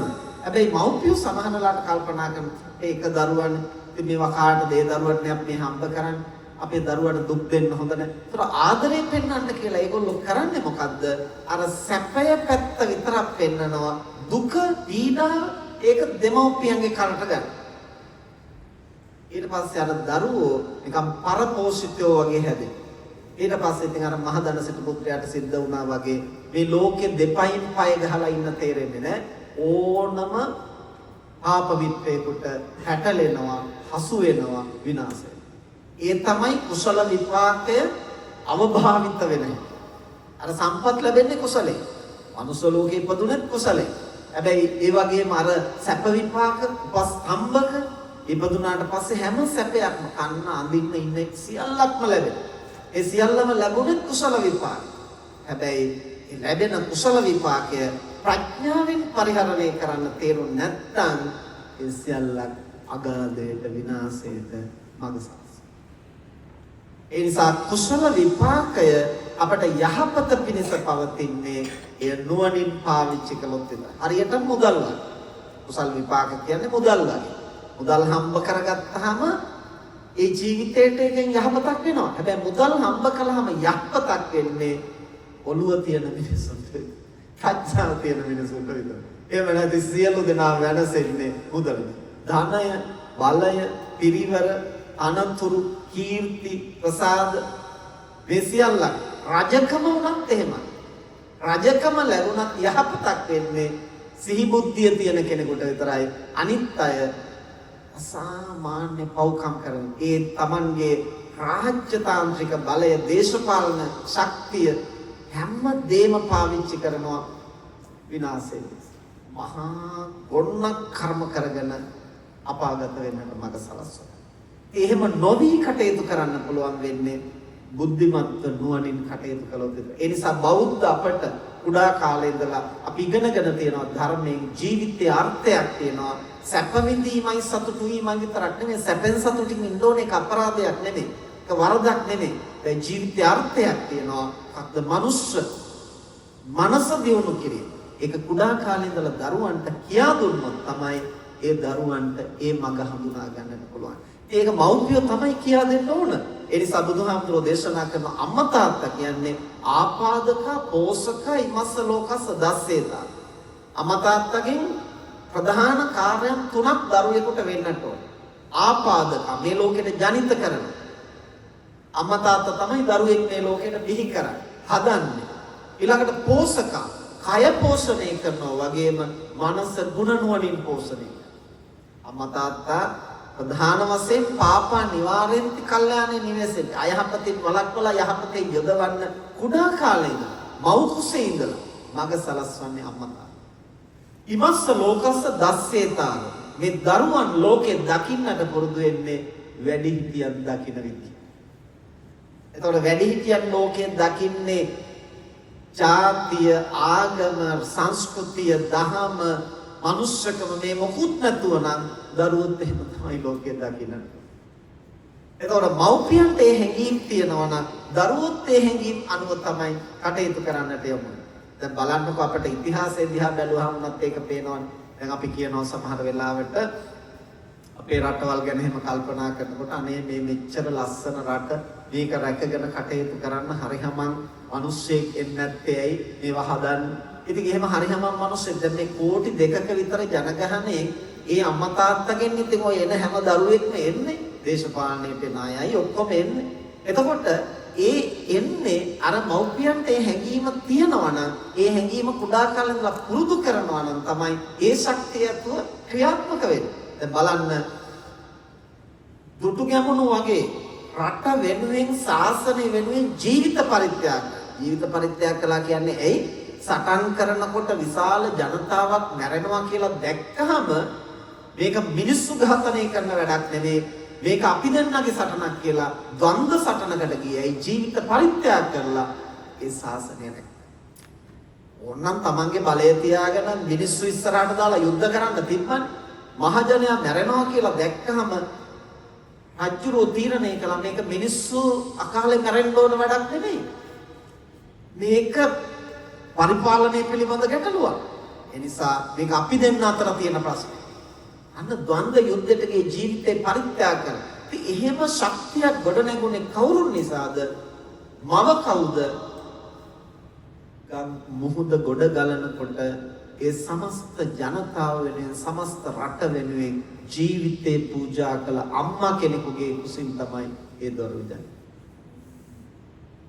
එතකොට පොඩි දෙයක් වෙනකොට පොඩි ප්‍රශ්නයක් වෙනකොට අපි අර විදිහට ඒව ගැන නොසලකා හරිනවා නම් එතකොට ඒ දරුවනොත් ඒ විදිහට තමයි ඒව ගැන අනුක්‍රමයෙන් සැකසෙන්නේ. ඒ නිසා අම්මා තාත්තා හිතන විදිහට තමයි දරුවන් හිතන්න කල්පනා කරන්නට පෙළඹෙන්නේ. ඒ ආభాෂයත් එක්ක. එතකොට මහදන සිටු පුත්‍රයාට ඒ ආభాෂය මව්පියන්ගෙන් ලැබුණේ නැහැ. ලැබුණේ නැති නිසා අර ධනය, බලය හැම දෙයක්ම තිබුණා, කුසල බලය තිබුණා. නමුත් ඒ සියල්ලෙන් විනාශ වුණා විනා යහපතක් නෙන්නේ නැහැ. ඒ වගේම තව සමහරු ඉන්නවා අකුසලයෙන් උපදිනවා. ඒ කියන්නේ තිරිසන් ලෝකවල උපදිනවා. ඉපදුනාට පස්සේ කුසල් විපාක දෙනවා. දැන් මේ කාලේ ලෝකේ ජනප්‍රියම සුනකයනේ අර භාගමන යන ආලෝක සුනක. ඒතර සුනකයා වෙලා උපන්නේ අකුසල කර්ම විපාකයෙන්. තිරිසන් ලෝකේ ඉපදුනේ. හැබැයි උපන්නා වුණාට ඒ හාමුදුරුවෝ කියන රජෙකුට වගේ තමයි උට සලකන්නේ. නාවන්න, සාත්තු කරන්න, මසාජ් කරන්න, බලා ගන්න, ඒ වෙනම මේ ආයතන පිහිටෝලා වෙනම මුදල් එකතු කරන ආයතන පටන් අරගෙන වෙනම Facebook පිටු පටන් අරගෙන වෙනම සින්දු හදලා කොට ඒ සතා වෙනුවෙන් ඇයි තිරිසන් ලෝකයේ උපන්නේ නැරෙන මොහොතේ අකුසලයක් මතුවෙච්ච නිසා හැබැයි පසුව කුසල් මතුවෙනකොට අන්න බොහෝ දෙනාගේ ප්‍රසාදයට ලක් වෙනවා. කීර්තියට ලක් වෙනවා. හැම දෙනාගේම සත්කාර සම්මාන ලැබෙනවා. ඒ විදිහට සමහර කෙනෙක් කුසලයෙන් උපදිනවා පස්සේ කුසල් විපාක දෙනවා. සමහර කෙනෙක් කුසලයෙන් ඉපදිනවා පස්සේ අකුසල් විපාක. සමහර කෙනෙක් අකුසලයෙන් උපදිනවා පස්සේ කුසල් විපාක දෙනවා. සමහර කෙනෙක් අකුසලයෙන් උපදිනවා පස්සේ අකුසල් විපාක. සමහර සොනකයෝ ඉන්නවා අපේ රටේ එහෙම අපි දකිනවා ඉන්දියාවේ වුණත් මහා දුක් විඳිනවා කුෂ්ඨ රෝග හැදිලා තන තන කුණු වෙලා විඳවලා මැරෙනවා. ඒ තිරිසන් ලෝකේ ඉපදිලා අකුසලයෙන් ඉපදිලා අකුසලයේම විපාක දීලා මියන. දැන් අරෝග්‍ය සොනකින් අකුසලයෙන් ඉපදිලා හැබැයි පස්සේ කුසල් විපාක. සමහර මිනිස්සු ඉන්නවා කුසලයෙන් ඉපදිලා තියෙනවා හැබැයි පස්සේ අසීමිතව දුක් පීඩා විඳලා කාත් කවුරුවක් නැතුව යහපතක් නැතුව දුක් විඳලා මැරෙනවා. සමහර මිනිස්සු ඉන්නවා කුසලයෙන් ඉපදිලා ජීවිත කාලෙම සැපසේ ජීවත් වෙනවා. හැබැයි ඒ කුසල අකුසල් විපාක දෙන විදිහ. ඊළඟට බුදුරජාණන් වහන්සේ දේශනා කරනවා ඔය කොහොම ජීවිතේ ගත කළා වුණත් ලබාගත්තු මනුස්ස ජීවිතයේ අර්ථය වෙන්නේ නිකම්ම සැපසේ ඉපදිලා සැපසේ ජීවත් වෙලා මැරෙන එකවත් සැපසේ ඉපදිලා දුකසේ ජීවත් වෙලා මැරෙන එකවත් විතරක් නෙමෙයි ජීවිතේ ලැබෙන්නේ සැප වුණත් දුක වුණත් මනුස්ස ලෝකේ ප්‍රධාන අර්ථයක් තියෙනවා. මොකද්ද? මනස සංවර්ධනය කරගෙන මනස දියුණු කරගෙන ඒ මනස දියුණු කරගන්නට අපට අර සාංශාරික කුසල බලය උදව්වක් වෙනවා. උදව්වක් කරගන්න පුළුවන්. හැබැයි හරියට තේරුම් අරගෙන කටයුතු කරනවා. ඒ කොහොමද තේරුම් අරන් කටයුතු කරනවා කියන්නේ? අර අපි මුලින් කිව්වා වගේ තෙරුවන් වන්දනා කරන්න කලින් අපි පොඩ්ඩක් පැහැදිලි කරලා කිව්වේ එකයි අපට ಗುಣධර්මයක් ඇතුව මනස සංවර්ධනය වෙන්නට නම් බලපාන සාධක කීපයක් තියෙනවා. එකක් තමයි උබ්බේච කත පුඤ්ඤතා. පෙර කරන ලද කුසල බලය තියෙනවා. අපි හැමෝටම මේක තියෙනවා. අපි ලංකාවේ වැනි සුදුසු රටක උපන්න බෞද්ධ පවුලක අපි උපදිනකොට අපේ මව්පියන් බෞද්ධ නොවුනා නම් නිරාගමික වුණා නම් එහෙනම් අපිට ධානය නමන්නේ. වෙලාවට අපි උපදින කාලේ වෙනකොට අපේ අම්මා තාත්තා පන්සල් ගියා බණ ඇහුවා. ඒ නිසා අපටත් ඒ ධර්මයේ අසුර ලැබුණා. පුංචි කාලේ අපි පන්සිල් ගත්ත තෙරුවන් වැඳ. එතකොට දැන් මේ රටවල් වලට ආවම සමහරු කියනවා ආමුදුනේ අපි ඉතින් බුද්ධ ආගම පවුලක ඉපන්නට අපි දහම් පාසල් ගියාට අපි විභාගයටත් බුද්ධ ආගම කළා අපිට ක්‍රෙඩිට් එකකුත් තියෙනවා. එතකොට දහම් පාසලෙත් අපි දහම් පාසල් අවසානයේ සමත් වුණා. ඊළඟට ධර්මාචාර්ය සමත් වුණා. නමුත් අපි දන්නේ නැති දහමක් නැහැ නිකන් විභාග වලට අපි ලිව්වා. මෙහි ආවට පස්සේ තමයි දැන් අපි ජීවිතේ ප්‍රශ්න ගැටලු වෙනකොට අපි දහම ඉගෙන ගන්න දහම හොයන්නේ කියලා සමහරු කියනවා. එනතුනේ අපි තේරුම් ගන්නට ඕන දේ තමයි මෙහි ආවහම ජීවිතේ ප්‍රශ්න ගැටලු එනකොට දහම සොයන්නේ සමහරු හොයන්නේ බෝතලෙන් සමහරු හොයන්නේ මත් කුඩුනේ සමහරු ගන්නේ පිස්තෝලෙන් සමහරු සියදිවි නසා ගන්න. එහෙම ප්‍රශ්න එනකොට ජීවිතේ එක එක වෙන වෙන විසඳුම් හොයද්දී අපි ඇයිද ජීවිතේ ප්‍රශ්න එනකොට ධර්මය හොයන්නේ? අන්න කුංචි කාලේ ලැබිච්ච ආభాස. බෞද්ධ පවුලක ඉපදිලා බෞද්ධ අම්මා තාත්තා ඇසුරේ ඉඳලා කුංචි කාලේ ඉඳලා පන්සිල් සමාදන් වෙලා අපි ඒ කාලේ ඒවේ අර්ථය දන්නේ නැති වෙන්න පුළුවන්. හැබැයි දැන් අපට දැනෙනවා ප්‍රාණඝාතයේ අදත්තාදානේ මේවා තියෙන ආදීන. ඒතර ඒ ආදීන අපිට පෙනෙන්නේ ඇයිද? අර පුංචි කාලේ ඉගෙන ගත්ත නිසා. දැන් මේ රටවල් වල බැලුවෙන් පස්සේ තමන්ගේ ගෙදර හදන බල්ලට බලලට පවා සලකන්න ඕන ඒ සත්ව හිමිකම් අනුව. ඒතර බැලුවෙන් පස්සේ නිකන් මහා කරුණාවක් වගේ පේනවා. හැබැයි පෙට් ෂොප් එකට ගිහින් බැලුවෙන් පස්සේ ඒකේ ඉන්නවා තව සත්තු අර සත්තුන්ට පණ පිටින් කන්න දෙන්න. එතකොට ඒක කරුණාවද? ඊළඟට යන්තම් වයස අවුරුදු 16 18 වෙනකොට ඒගොල්ලන්ට නීතියෙන් ඉඩ තියෙනවා සතෙක් මරාගෙන පුච්චගෙන කන්න. එතකොට දැන් අපිට පේන්නේ මේ රටවල් වල මේ නීතිය ක්‍රියාත්මක වෙනකොට ඒක අපිට පේන්නේ මහා කරුණාවක් වගේ අපිට එකපාරට පේන්න පුළුවන්. නමුත් ඒවා යට තියෙන්නේ Tamanට ඕන විදිහට ජීවත් වෙන්න පසුබිම හදාගෙන පමණයි. ගෙදර හදන බල්ලට ගෙදර හදන බලලට සලකනවා නම් එතකොට ඒ සතාගේ යහපත වෙනුවෙන් කියලා තව සතෙක් බිලි දෙන්නේ කොහොමද? එතකොට මේ සතාට විතරද කරුණාව අර සතාට කරුණාව නැද්ද? එහෙමනම් එතන තියෙන්නේ කරුණා මෛත්‍රියේ කාරණයක් නෙමෙයි තමන්ගේ එක. අපි හදන එක වගකීම යුතුයකම ඒවට නීති රීති ටිකක් හදාගෙන තියෙනවා කාටත් පහසුවෙන් ජීවත් වෙන්න. කරදරයක් නැතුව පීඩාවක් නැතුව කාටත් පහසුවෙන් ජීවත් වෙන්න නීති පද්ධතියක් හදාගන්න. නීතිය අවශ්‍යයි. හැබැයි නීතිය කියන්නේ දහම නොවන බව අපි බුද්ධිමත්ව තේරුම්. නීතිය anu දහම නෙමෙයි. එතකොට බෞද්ධ අපට අපි නීතියටත් කරු කරන්න ඕන. අපිට මේ නීතියට එහා ගිය දෙයක් තියෙනවා. ධර්මය කියලා. දැන් අපි හිතමු දැන් මේ රටවල් වල දරුවෙක් කුසේ ඉන්නකොට මේ දරුවා අංග ප්‍රත්‍යංග විකෘති නම් කෙලින්ම ඉවත් කරන්න පුළුවන්. ඒතරයි පින්ද පෞද කතාවක් නැහැ. ඊළඟට මරණාසන්න වෙලා දුක් විඳිනවා නම් කෙලින්ම එන්නතක් දෙන්න පුළුවන්. ඒ නිවසේ අය එකග වෙනවා නම් ඊළඟට ඒ රෝගියා එකග නම් කෙලින්ම එන්නතක් විඳින්නට පුළුවන්. එහෙමම ජීවිතය හොස් වෙන්නේ. ඒතකොට ඒවා පින්ද පෞද කතාවක් නැහැ. මොකද්ද පරමාර්ථය? සුවය සහ සතුට. සුවෙන් සතුටින් ජීවත් වෙන්න. සුවෙන් සතුටින් ජීවත් වෙන එක අවශ්‍යයි. බුදුහාමුදුරෝ දේශනා කරනවා සුවසේ සතුටින් ජීවත් වෙන්නට ඕනේ. හැබැයි ලෝක ධර්මතා තේරුම් අරගෙන මනුෂ්‍ය මනස උසස් කර. ඒ සංසත්තුත් හැමතිස්සෙම උත්සාහ කරන්නේ සුවෙන් සතුටින් ජීවත් වෙන්න තමයි. ඒ සත්තුත් කැමති නැහැ දුක් විඳින්න. ඒ සත්තුත් කැමති නැහැ දුම්නසටපත් වෙන්න මානසික පීඩා විඳින්න. තිරිසන් සතෙකුට තව සතෙකුගෙන් බලපෑම් වෙනවා නම් කයට අන්තරායක් වෙනවා නම් ඌ මරන්න උත්සාහ කරනවා නැත්නම් පලායන්න උත්සාහ කරනවා.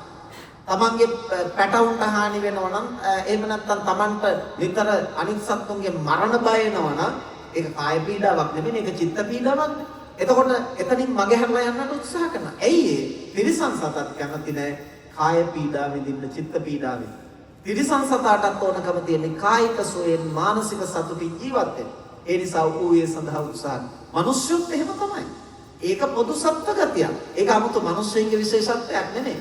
මිනිස්සුන්ගේ තියෙන එකම විශේෂත්වය අර සත්තුන්ට වඩා ඒවට නීති පනවගෙන තියෙන එක විතරයි. හැබැයි දහම තුල අපට කියා දෙනවා ඊට එහා ගිය දෙයක් මේ ලෝකයේ තුල අපි සැලකිල්ලට ගත යුතුයි. ඒ කුමක්ද? මේ ලෝක ධර්මතාව. එතකොට මේ ලෝක ධර්මතාවය අපට කියා දෙන්න ගුණය, නුවණ, කරුණාව, මෛත්‍රිය ඒව අපට කියා දෙන්නට අපේ ධර්ම තමයි අපට උපකාර වුනේ. කුඩා කාලේ පුංචි කාලේ අපට ඒවා තේරුම් නැති වුණාට දැන් මේ රටවල් වලට ඇවිල්ලා අපි ලොකු මහත් වෙනකොට ජීවිතේ ප්‍රශ්න අර්බුද එනකොට අපි බණක් අහන්නට එහෙම නැත්නම් දහම තුලින් ඒකට විසඳුමක් හොයන්න මේකට ධර්මයෙන් විසඳුමක් නැද්ද කියලා කාගෙන් හරි අහන්නවත් අඩුතරමින් අපි පෙළඹෙන්නේ මොකක් නිසාද? අපිට මේ මව්පියන්ගෙන් ඒ ආభాසය ලැබුණු නිසා. ඒ නිසා අද සමහරු හරීම හැල්ලු කොට සලකන උපතින් බෞද්ධ වීම, උප්පැන්නෙන් බෞද්ධ ඒක හැල්ලු කොට සැලකිය යුත්තක් නෙමෙයි. ඒකේ ප්‍රතිලාභ අප්‍රමාණව තියෙනවා. උදාහරණයක් හැටියට ගත්තොත් එක ගල්ලෙනක ස්වාමීන් වහන්සේලා පිරිසක් භාවනා කරනවා. ඒ ගල්ලෙනේ ගලේ එල්ලිලා ඉන්නවා කිරිවවුල්ලු. කිරිවවුල්ලු කියලා කියන්නේ පොඩි පුංචි වවුල්ලු. ඒතර මේ වවුල්ලු 500ක් විතර ඒ ගල්ලෙනේ එල්ලිලා ඉන්නවා. අර ස්වාමීන් වහන්සේලා දිනපතාම හවසට සතිපට්ඨාන සූත්‍රය සජ්ජායනා. එතන වවුලන්ට ඒක ඇහෙනවා. වවුලන්ට සතිපට්ඨානෙ තේරෙනවා. වවුලන්ට පාලි තේරෙනවා. වවුලන්ට බණ තේරෙනවා. මොකක්වත් තේරෙන්නේ නැහැ වවුලන්ට. හැබැයි උන්ට හඬ ඇහෙනවා. වවුලන්ට හොඳට ඒ ෆ්‍රීකවන්සි එක දැනෙනවා. එතකොට දිනපතාම එකම ෆ්‍රීකවන්සි එකකින් අර වික්ෂුන් වහන්සේලා සතිපට්ඨාන සූත්‍රය සජ්ජායනා කරන දිනපතාම වසර බොහෝ ගණනක් ඒ වවුලන්ට එකම වෙලාවට මේ හඬ ස්පර්ශ වෙනවා. යම් අවස්ථාවක ඇදී වුණු හදිසි අනතුරකින් අර වවුලු ටික සියල්ලක්ම මරණයටපත් වෙනකොට ඒ ඇයට අර සතිපට්ඨාන සූත්‍රය ශ්‍රවණය කරපු ඒ සංඥාව තමයි සිහියට එන්නේ. එතකොට ඌට ඒක සතිපට්ඨානයේද පාළිද බුද්ධ දේශනාවද මොකක්වත් සංඥාවක් නැහැ. හැබැයි සංඥාව මතුවෙනකොට පෙර සසරේ දහම් අහලා ශක්තිමත් කුසල් කරගෙන තිබිච්ච කුසල් මැරෙන මොහොතේ සිහිපත්.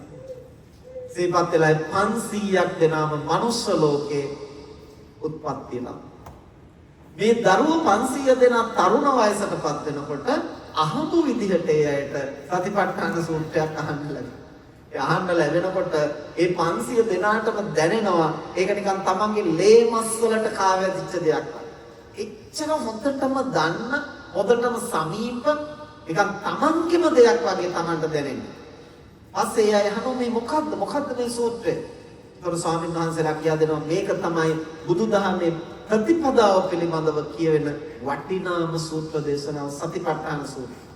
මේක මෙන්න මේ විදිහටයි පුහුණු කරන්නේ. පස්සේ 500ක් දෙනාම පැවිදි වෙනවා. අපි මේ සූත්‍රය ප්‍රගුණ කරන්න ඕන, මේ විදිහට අපි භාවනා කරන්න ඕන. ඊට පස්සේ ඒ පැවිදි කරපු ගුරුවරයා පෙර භවයේ දක්නා නුවණ ඇති කෙනෙක්. උන්වහන්සේ කල්පනා කළා මේගොල්ලන්ව එක්කන් යන්න ඕන අර පරණ ගල්ලෙන. අර 500ක් දෙනාම පොඩි හාමුදුරු, තරුණ හාමුදුරු, අර ගුරු හාමුදුරු එක් කරගෙන ගිය අර ගල්ලෙන බලන්න. ඈත තියාම වවුල් ගඳ එනවා. වවුල läගන හිටපු තැනක එහෙමනේ ඈතට එනනේ වවුල් වසුරු ගඳ. එතකොට අර තරුණ හාමුදුරු කියනවා ස්වාමීනි මේ ගල්ලෙන වවුල් වසුරු ගඳ.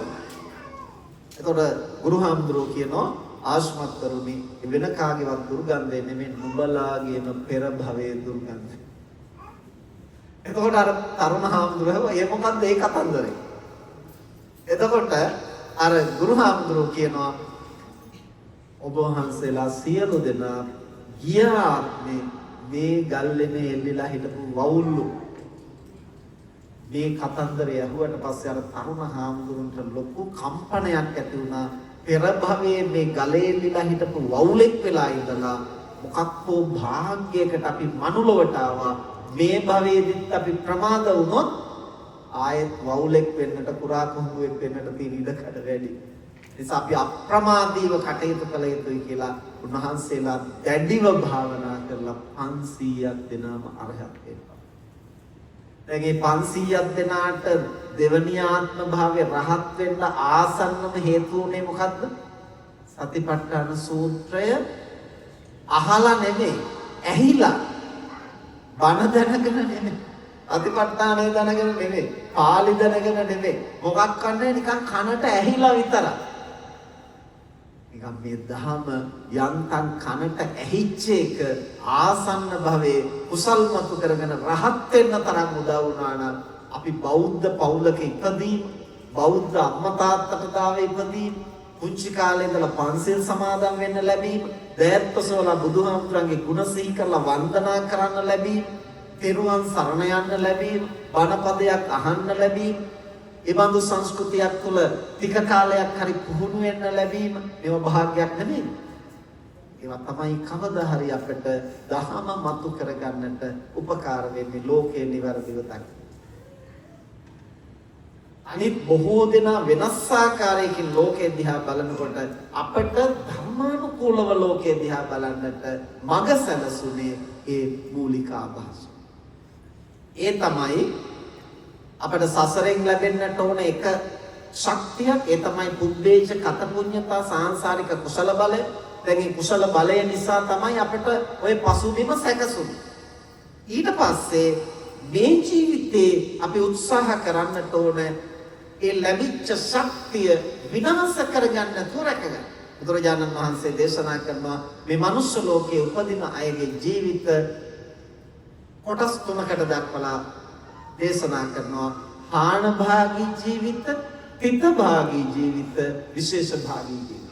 හාන භාගී ජීවිත කියලා කියන්නේ ආවටත් වඩා පිරිහිලා මෙතනින් යන. ආවේ කොහොමද? මිනිස්සෙක් හැටියට. ඒතර භවයේ අපි දන්නේ කොහෙද ජී කියලා. තිරිසන් ලෝකේ හිටියද, പ്രേත ලෝකේ හිටියද, නිරේ හිටියද, අසුර ලෝකේ හිටියද. හැබැයි කොහේ ඉඳලා හරි අපිට මැරෙන මොහොතේ කුසලයක් සිහි වෙච්ච නිසා අපි මනුස්ස ලෝකෙට ආවා.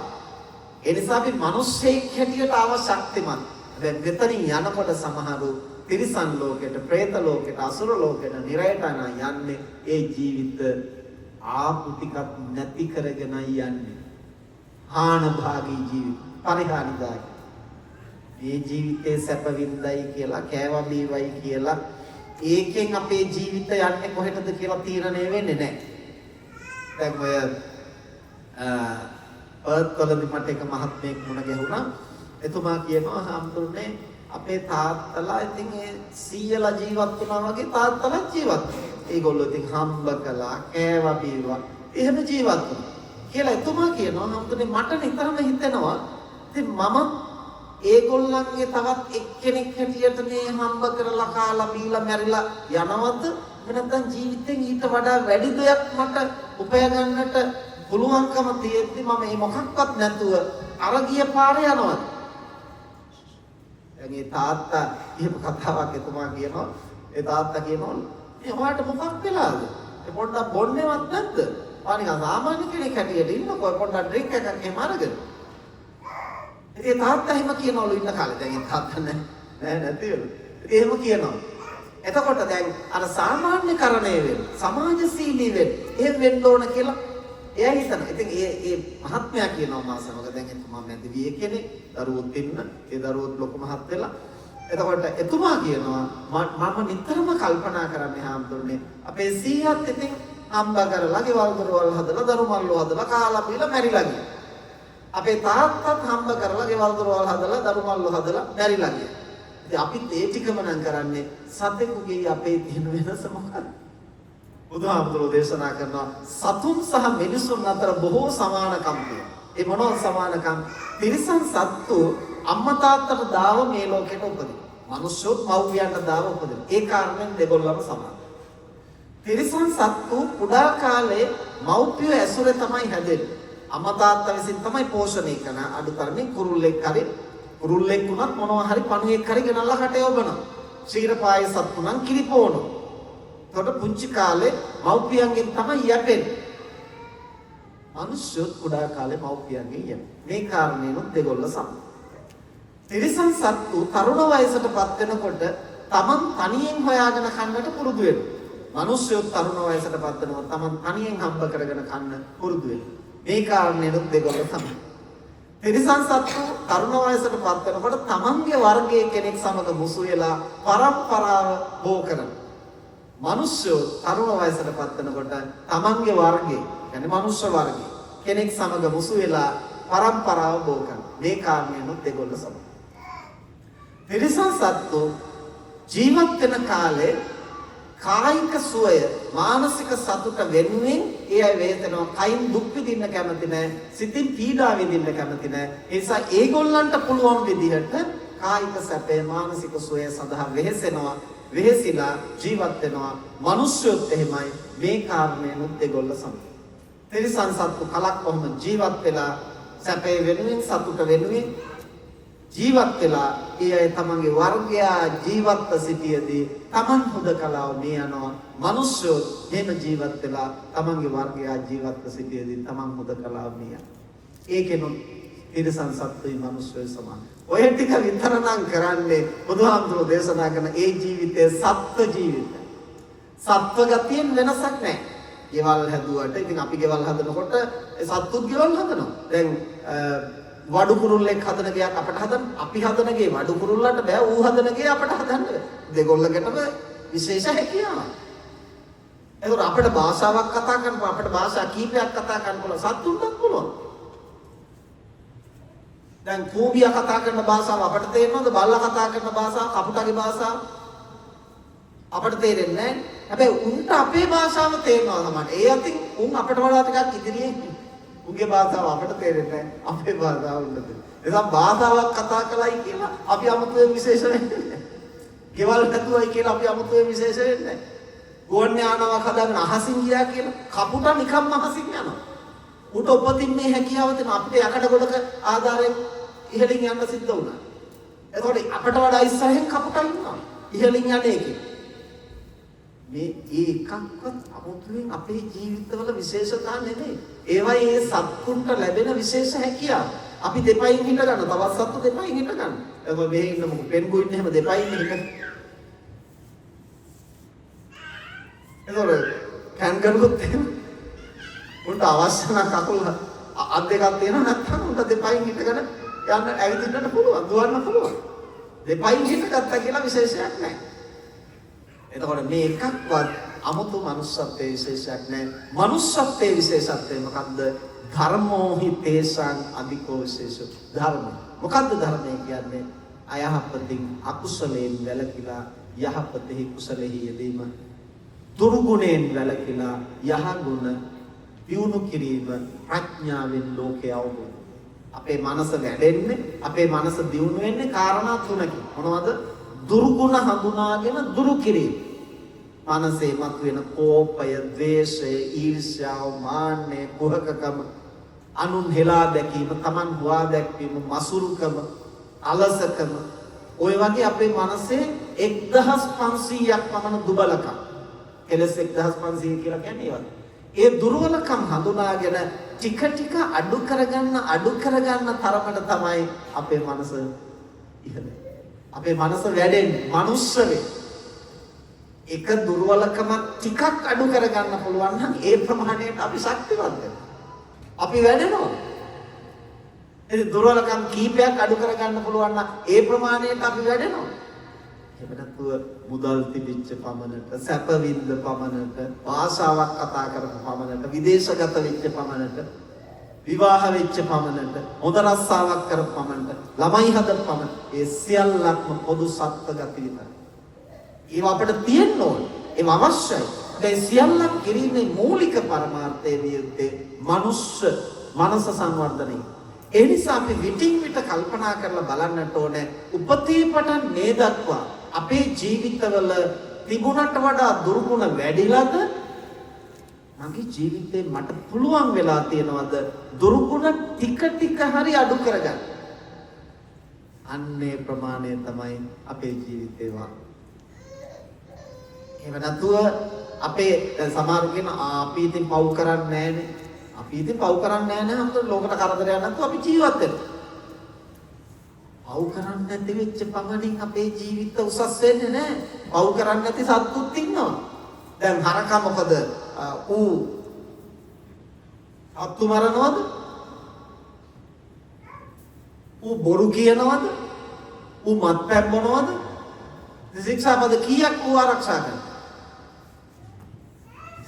පවකම් වලින් වැළකීලා ඉතින් අමනකින් හරියන්නේ නැහැ.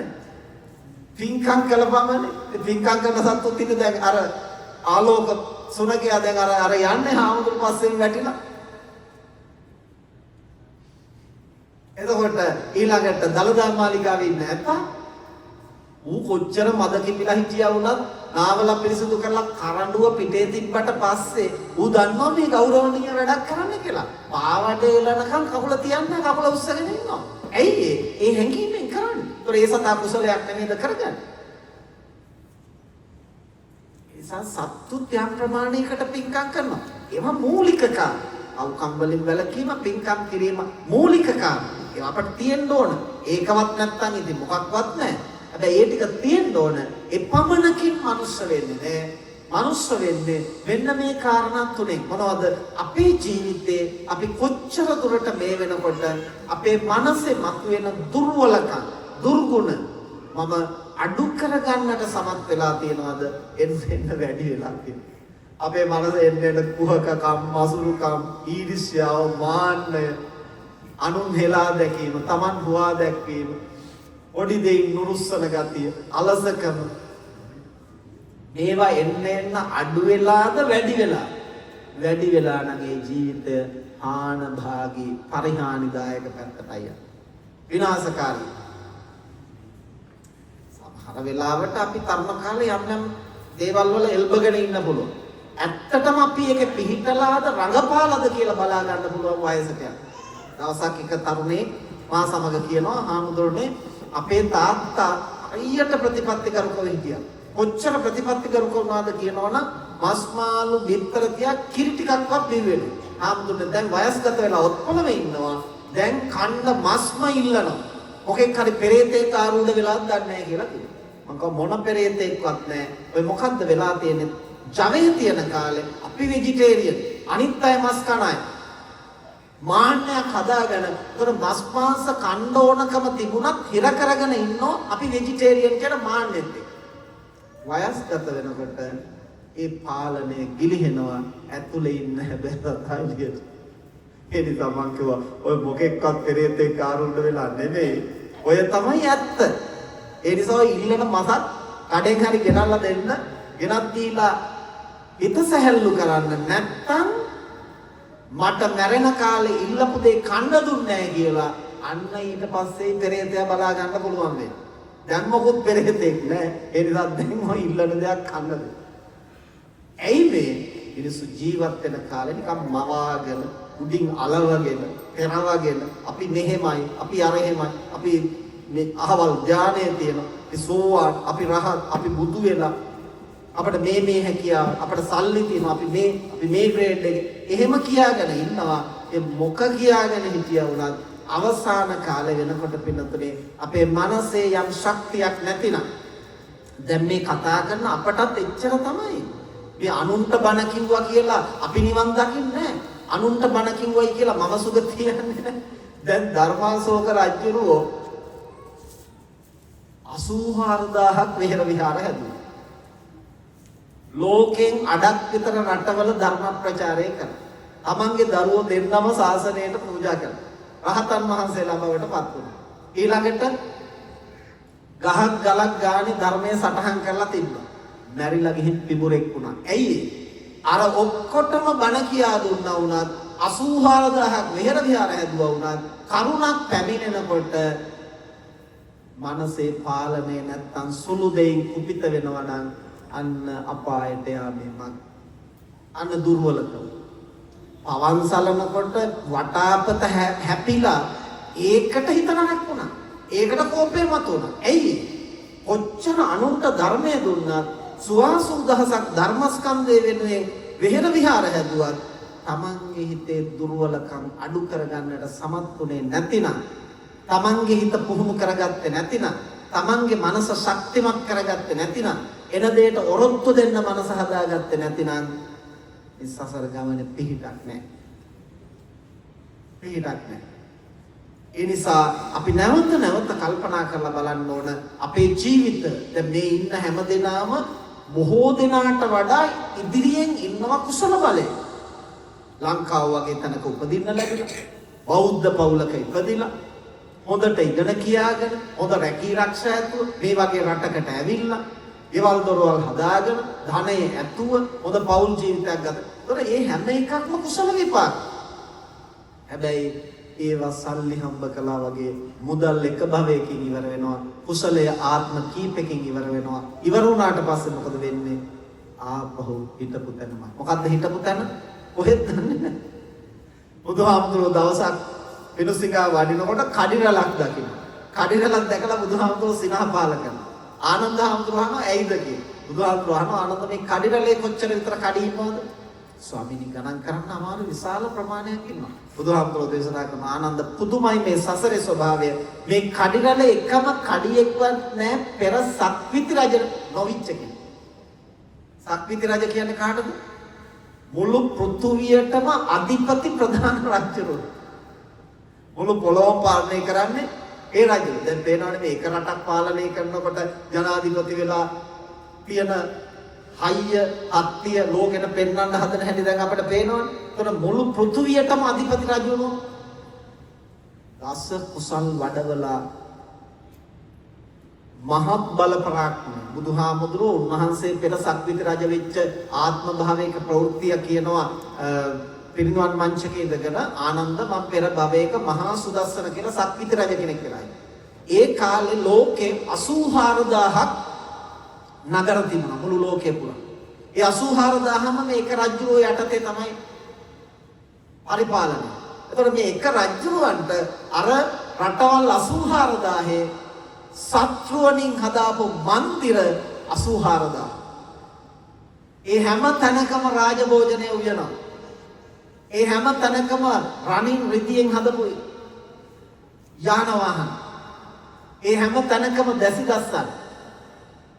එච්චර කුසල බලයෙන් උපදින ආත්ම භාවයක් තමයි සක්විති රජු. බුදුහාමුදුරෝ දේශනා කරන ආනන්ද ඒ සක්විති රජ වෙච්ච අය ඒ කර්මය විපාක දීලා ඉවර වුණාට පස්සේ අද පුරා කුඹුවන්නේ. ඇයි? ධනෙ වගේ තමයි. හම්බ කරලා වියදම් කරනකොට ඒක ඉවර වෙනවා. ආයෙ හම්බ කරේ නැත්නම් ඉතින් නෑ. ධනෙ එකම වේකින් අවසන් වෙනවා. කුසලය ආත්ම කීපකින් අවසන්. ඒ නිසා අපට සසර ගමනේ තියෙන එකම පිහිට මනුෂ්‍ය මනස උසස් කර ගැනීම, මනස පුහුණු කර ගැනීම, මනස සංවර්ධනය කර ගැනීම. මේකෙන් කියන්නේ පින් කරලා වැඩක් නැහැ කියන එක නෙමෙයි. පව්කම් වලින් වැළකීලා වැඩක් නැහැ, සීලේ වැඩක් නැහැ කියන එක නෙමෙයි. ඒවා මූලික ගුණාංග. සබ්බ පාපස්ස කරණ කුසලස්ස උපසම්පදා. එතනින් නැවැත්තුවේ නැහැනේ බුද්ධ අවවාදේ. සචිත්ත පරියෝදපන. ඒ කියන්නේ සිත පිරිසුදු කරා. ඒ සිත පිරිසිදු කරන මාවත තමයි දුරුගුණ දුරු කිරීම, යහගුණ දියුණු කිරීම, ලෝක ධර්මතා නුවණින් තේරුම් අරගෙන ඒවට ඔරොත්තු දෙන්න සිත පුහුණු කිරීම. එනිසා අපි නිතර අපේ සිත පිළිබඳව ආවර්ජනා කරලා බලන්න ඕන. අපේ දුරුගුණ වැඩිලාද දුරුගුණ අඩු වෙලා? අපි අද මාතෘකා කළ සූත්‍ර පාඨයෙන් බුදුහාමුදුරෝ දේශනා කරනවා පබස්සර මිදම් භික්ඛවේ චිත්තං මානෙන උත්පත්තිය සිත ප්‍රභාස්වරං පංචකෝ ආගන්තුකේ උපක්ඛිලේසේ උපක්ඛිලිත. නමුත් සිත පිරිසුදුයි කියන අපි රහත් වෙලා කියන එක නෙමෙයි. කෙලස් නැසලා කියන එක නෙමෙයි. එහෙනම් මොකද්ද? වතුර බොන ලිඳක් වගේ. ඒ වතුර බොන ලිඳ කියන්නේ වතුර බොන ලිඳේ වතුර පිරිසිදු අපිරිසිදු. පිරිසිදුනේ ඒ නිසානේ බොන්නේ. හැබැයි අඩිය තියෙන්නේ මොනවද? මඩ. අඩිය තියෙන්නේ මඩ. අඩිය මඩ තිබුණාට වතුර පිරිසිදුයි. වතුර පිරිසිදුනාට අඩියේ මඩ තියෙනවා. අන්න ඒ වගේ තමයි අපි උපදිනකොට අපේ සිත පිරිසිදුයි. හැබැයි සසරින් ආපු කෙලෙස් මඩ යට තියෙනවා රොන් මඩ ටික. ඕන වෙලාවක ඇවිස්සෙන්න පුළුවන්. ඇවුස්සුනොත් සම්පූර්ණ වතුර බොර වෙනවා. අන්න ඒ වගේ අර යට තියෙන ලෝභ, ද්වේෂ, මෝහ, ඊර්ෂ්‍යා, මාන මේවා ඇවිස්සලා ආවොත් එතනින් එහාට මනුෂ්‍ය නෙමෙයි. එතනින් එහාට තිරිසනෙකුටත් වඩා පල්ලෙහාට වැටෙන්න පුළුවන් අර දුර්වලකම් ඇවිස්සලා. එතකොට හරියටම අර ත්‍රස්තවාදියෙක් විසින් ගුවන් යානයක් පැහැරගත්තා. ත්‍රස්තවාදියා ගුවන් යානය පැහැරගත්තාම ඒ මනුස්සයාට මේක ගුවන් යානය පදවන්නට ශක්තිය නැති වෙන්න පුළුවන්. හැබැයි අර එතෙක් ඒ ගුවන් යානය පදවපු ගුවන් නියමුවාම තමයි ගුවන් යානය අරගෙන යන්නේ. හැබැයි කාට ඕන විදිහටද අර මිනිස්සයා කියන්නේ. ගෙන් හප්පපන් කිව්වොත් තමනුත් මරණ බව දන්නවා නමුත් හප්පන්න වෙනවා. උපරෝපන් කිව්වොත් උපරවන්න වෙනවා තමනුත් මරණ බව දන්නවා. හැබැයි අර කියන විදිහට කරන්න වෙන අන්න ඒක තමයි ආක්‍රමණය. අන්න ඒ වගේ තමයි අපේ අර යටපත් වෙලා තියෙන දුර්වලකම් ඇවිස්සලාවෙන් පස්සේ අර ලිඳේ අඩිය තියෙන මඩ බොර වුණාම අච්චර පිරිසිදුව තිබිච්ච වතුර සම්පූර්ණ බොර වෙලා විනාශ වෙනවා වගේ අපේ මනස අර ක්ලේශයන් මතුවෙච්ච ගමන් ආක්‍රමණය කරපු ගමන් ඊට පස්සේ ක්ලේශයේ විසින් කියන හැටියට තමයි ගහපන් කිව්වොත් ගහනවා මරපන් කිව්වොත් මරනවා ඕන අපරාධයක්. එතකොට සතෙකුටත් වඩා අන්ත විදිහට තමයි අපේ මනස හැසිරෙන්නේ. ඇයි ඒ ක්ලේශයන්ගේ ආක්‍රමණය දුර්ගුණවල ආක්‍රමණය එහෙමයි. අපි මනුස්ස වෙන්නේ ඒ යහගුණ අවදි කරලා තියාගෙන ඉන්න තාක්කල්. ඒවා යටපත් වෙලා අර නොමිනිස් ගුණ දුර්ගුණ අර ප්‍රභාව නැති වෙලා පිරිසිදු බව නැති වෙලා ඇතුළේ තිබිච්ච මතුවෙච්ච ගමන් සතෙක් සිව්පාවයකට අන්ත විදිහට කටේ. නමුත් බුදුරජාණන් වහන්සේ දේශනා කරනවා අසුතවා පුතුච්චනෝ තං යතා භූතං නප්පජානං. හැබැයි ධර්මය අහලා නැති ධර්මය අහලා තේරුම් අරන් නැති කෙනා මේක තේරුම් ගන්න නැහැ මොකද්ද වෙන්නේ කියලා. එයා හිතන්නේ මොකද්ද මේ අනුන්ගේ වැරද්ද කියලා. Tamanට තරහ එන්නේ Tamanගේ කෙලෙස් ඇවිස්සෙන්නේ අනුන් නිසා කියලා තමයි හිතන්නේ. බලන්නකෝ තරහගෙන ඉන්න 100ක් දෙනෙකුගෙන් අහලා බලන්නකෝ ඇයි තරහගෙන ඉන්නේ කියලා. එක්ක නෝනාගේ වැරද්ද, මහත්තයාගේ වැරද්ද, දරුවාගේ වැරද්ද, අම්මා තාත්තගේ වැරද්ද, දේශපාලනඥයන්ගේ වැරද්ද, සේවකයාගේ වැරද්ද, පාලකයාගේ අනුන්ගේ වැරද්ද නිසා තමයි දැන් මේ අපිට තරහ ඇවිත් එහෙම හිතන තාක්කල් ලෝකෙත් එක්ක අරගල කරනවා මිසක් තමන්ගේ මනස පිරිසිදු කරගන්න උත්සාහ කරන්නේ. අපි හිතමු භාජනයක වතුර තියෙනවා යට රොන් මඩ තියෙනවා කවුරු හරි මේක හොලවනවා. හොලවපු ගමන් බොර වෙනවා. දැන් අපි බනින්නේ කෑ ගහන්නේ කාටද? හොලවපු කෙනාට. ඔලවපු කෙනයි වැරදි කියලා හිතන තාක්කල් අපි ලෝකෙත් එක්ක අරගල කරනවා මිසක් වතුර ටික සුද්ධ කරගන්නට බලන්නේ. හැබැයි නුවණ තියෙන මිනිස්සයා අරක හොඳට කලවම් කරලා එළියට අරගෙන කීපවරක් පෙරලා සුද්ධ කරගන්නවා. එතකොට කොච්චර හෙලෙව්වත් ප්‍රශ්නයක්. ඔලෝප නිසා තමයි බොර වුනේ. හැබැයි හොලෝප එක අතිරේක කාරණයක්. බොර වුනේ මොකක් නිසාද? ඇතුලේ කුණු තිබිච්ච නිසා. ඒ හොලෝපුවම බොර වෙනවා නම් දැන් මේ තියෙන වතුර බඳුන. එහෙම නැත්නම් ওই ළඟ තියෙන පානීය ජලයේ බෝතලය හොලවල බලන්නකො බොර වෙනවද? හෙලෙව්වට බොර වෙන්නේ ඇතුලේ මඩ තිබුණ නැත්නම්. එහෙනම් අනිත් කෙනාගේ වැරද්ද නිසායි මට තරහ ආවේ වගේ පෙනුනට අනිත් කෙනාගේ වැරද්ද බාහිර කාරණයක් මට තරහ ආවේ මගේ ඇතුලේ තිබිච්චයි ඇවිස්සෙන්නේ. අපි හිතමු කවුරු හරි නිකන් අසුචි ටිකක් හොඳට පාසල් කරලා අරගෙන යනවා. කවුරු හරි ඕකේ මොනවද කියලා ඇඟිල්ලෙන් අහන. එන්න ගමන් අරක හිල් වෙලා වැක්කෙනවා. දැන් ගඳ ගහනවා හැමතැනම. දැන් බනින්නේ කාටද? එනමු කෙනා. එයා එන්නට දැන් වැක්කරුනේ මොනවද? තමන් උතාගෙන ගියේ. ඒක නොදකින තාක්කල් තමන් පිරිසුදු වෙන්නට බලන්නේ. තමන් සුද්ධ වෙන්නට බලන්නේ. ලෝකෙත් එක්ක අරගෙන අපි හැම විටම අපේ ඇතුලේ තියෙන දුර්වලකම් අපේ ක්ලේශයන් මතුවෙනකොට අපි හිතන්නේ අනිත් කෙනාගේ ප්‍රශ්න. ඒක ලෝකේ ප්‍රශ්න. දැන් මේ රටවල් වලට මිනිස්සු කැමතියි අර ඇවිස්සෙනේම පාලනය කරලා තියෙනවා නීති දාලා. ඒ සමේ හරි පහසුයි ජීවත් වෙන්න. දෙව්ලොව වගේ ලංකාවේ එහෙම නෙමෙයි පාරට වාහනේ අරගෙන ගිය කොච්චර හරි හිතනක් වෙනවා. අරහෙන් දානවා මෙහෙන් මෙහෙම නෑ හැමෝම නීති කරපන්. කියන්නේ මේ රටවල ඔක්කොම පාලනය කරලා තියෙනවා. ඇතුලේ තියෙන කුණු ඇවිස්සෙන්නේ නැති වෙන්න. ඇවුස්සුනොත් අරීට වඩා සත්තු බලා ගන්න. ඊට වඩා සත්තු බලා ගන්න.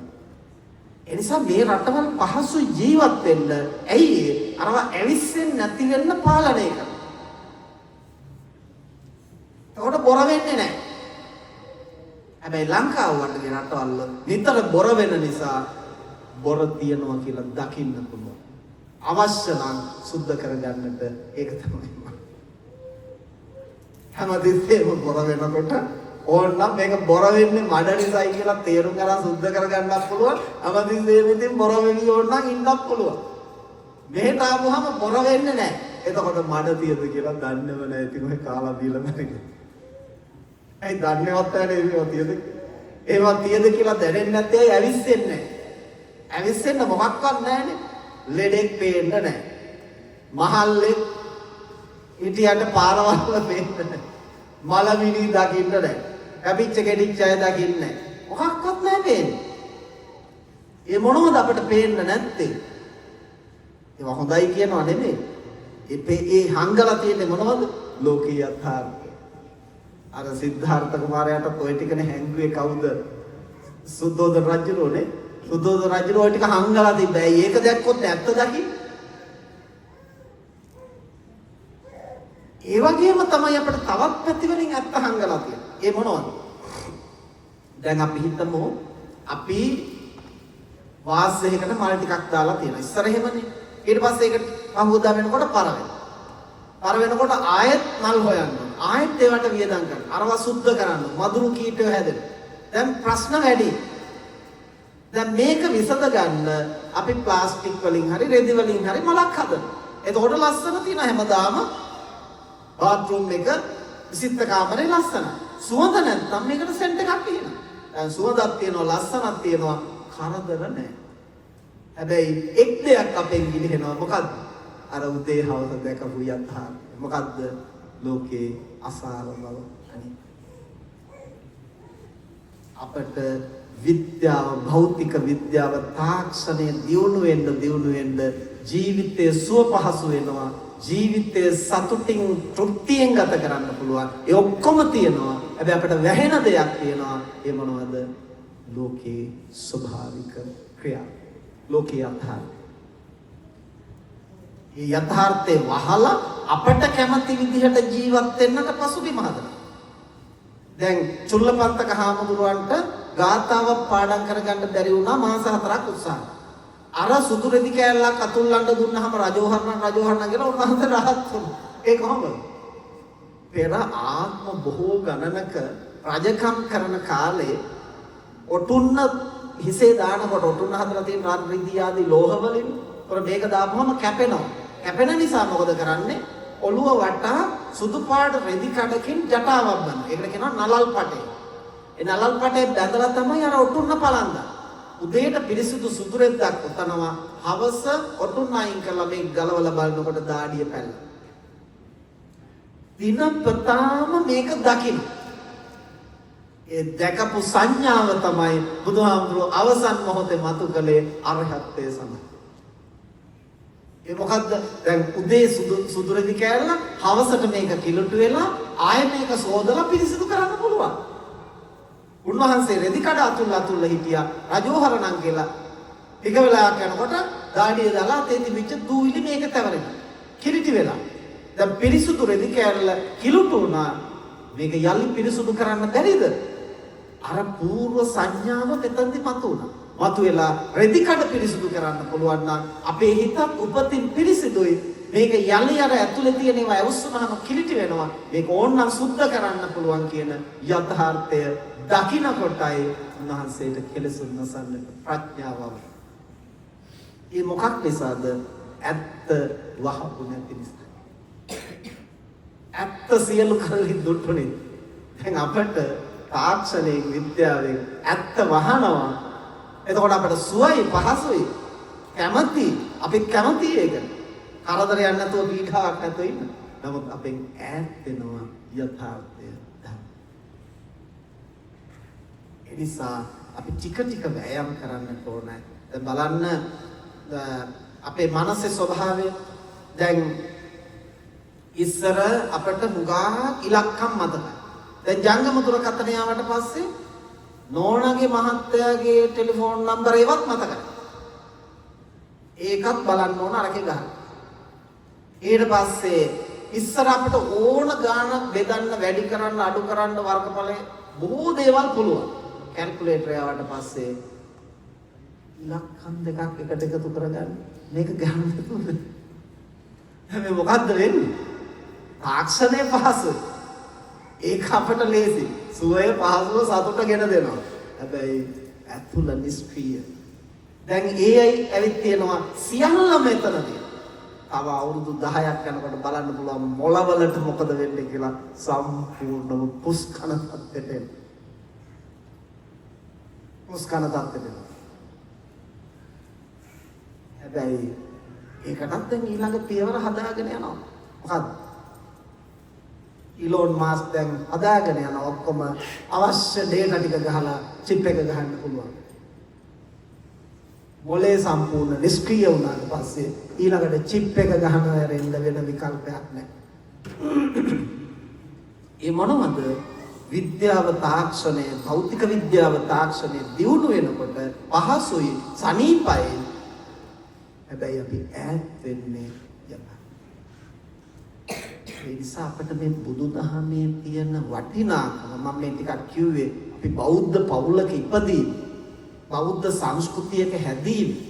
අර පුංචි කාලේ අපි දහම් පාසල් ගියා, අපි ඉගෙනගත්තු දහමක් නැහැ. අපි ඉස්කෝලේ බුද්ධ ආගම ඉගෙන ගත්තා, ක්‍රෙඩිට් එකක් ගත්තා. අපි නිකන් විභාග පාස් කළා විතරයි. අපි දැනගෙන හිටපු මුකුත් නැහැ කියලා කිව්වට ඔය බේස් එක, ඔය මූලික ටික අපේ ඇතුලේ තියෙනවා.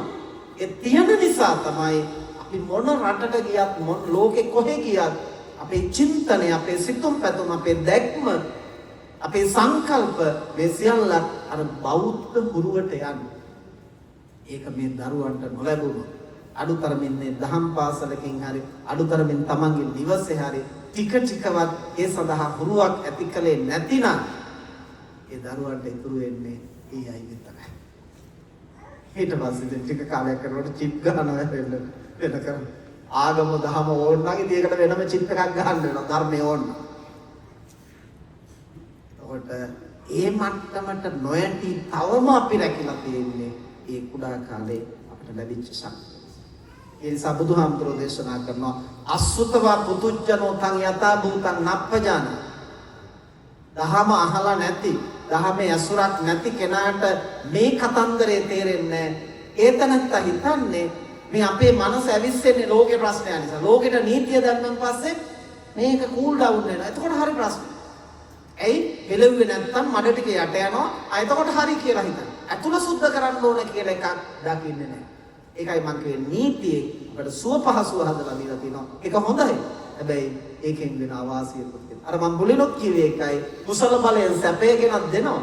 යස ඉසුරු සම්පත් ගෙනත් දෙනවා. පීඩා අඩු කරනවා. හැබැයි ඒකෙන් වෙන එක හානියකුත් තියෙනවා.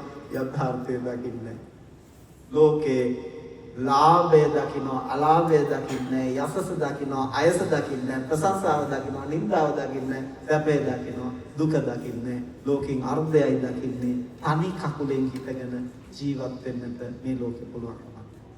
ඒ සද්දරුවන්ට කුඩා කාලේ ඉඳලා හුරු පුරුදු කරන්නට ඕනේ. සැපය සතුට වගේම ජීවිතයේ යථාර්ථයේ තේරුම් අරගෙන ඉන්න. එතකොට අපේ මනස කොච්චර දුරට වැඩිලාද කියලා අපිට බලන මිම්ම තමයි පළවෙනි එක මොකක්ද? දුරුගුණ එන්න වැඩි වෙනවද? දුරුගුණ එන්න අඩු වෙනවද? අන්න පළවෙනි මිම්ම. දෙවෙනි මිම්ම තමයි මගේ මනසේ එන්න යහගුණ වැඩි වෙනවද අඩු වෙනවද?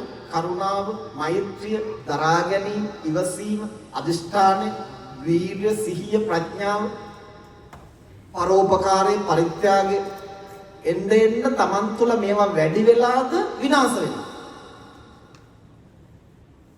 අන්න ඒ මට්ටමට තමයි තමන්ගේ සංවර්ධනය තමන්ට හම්බෙන්නේ.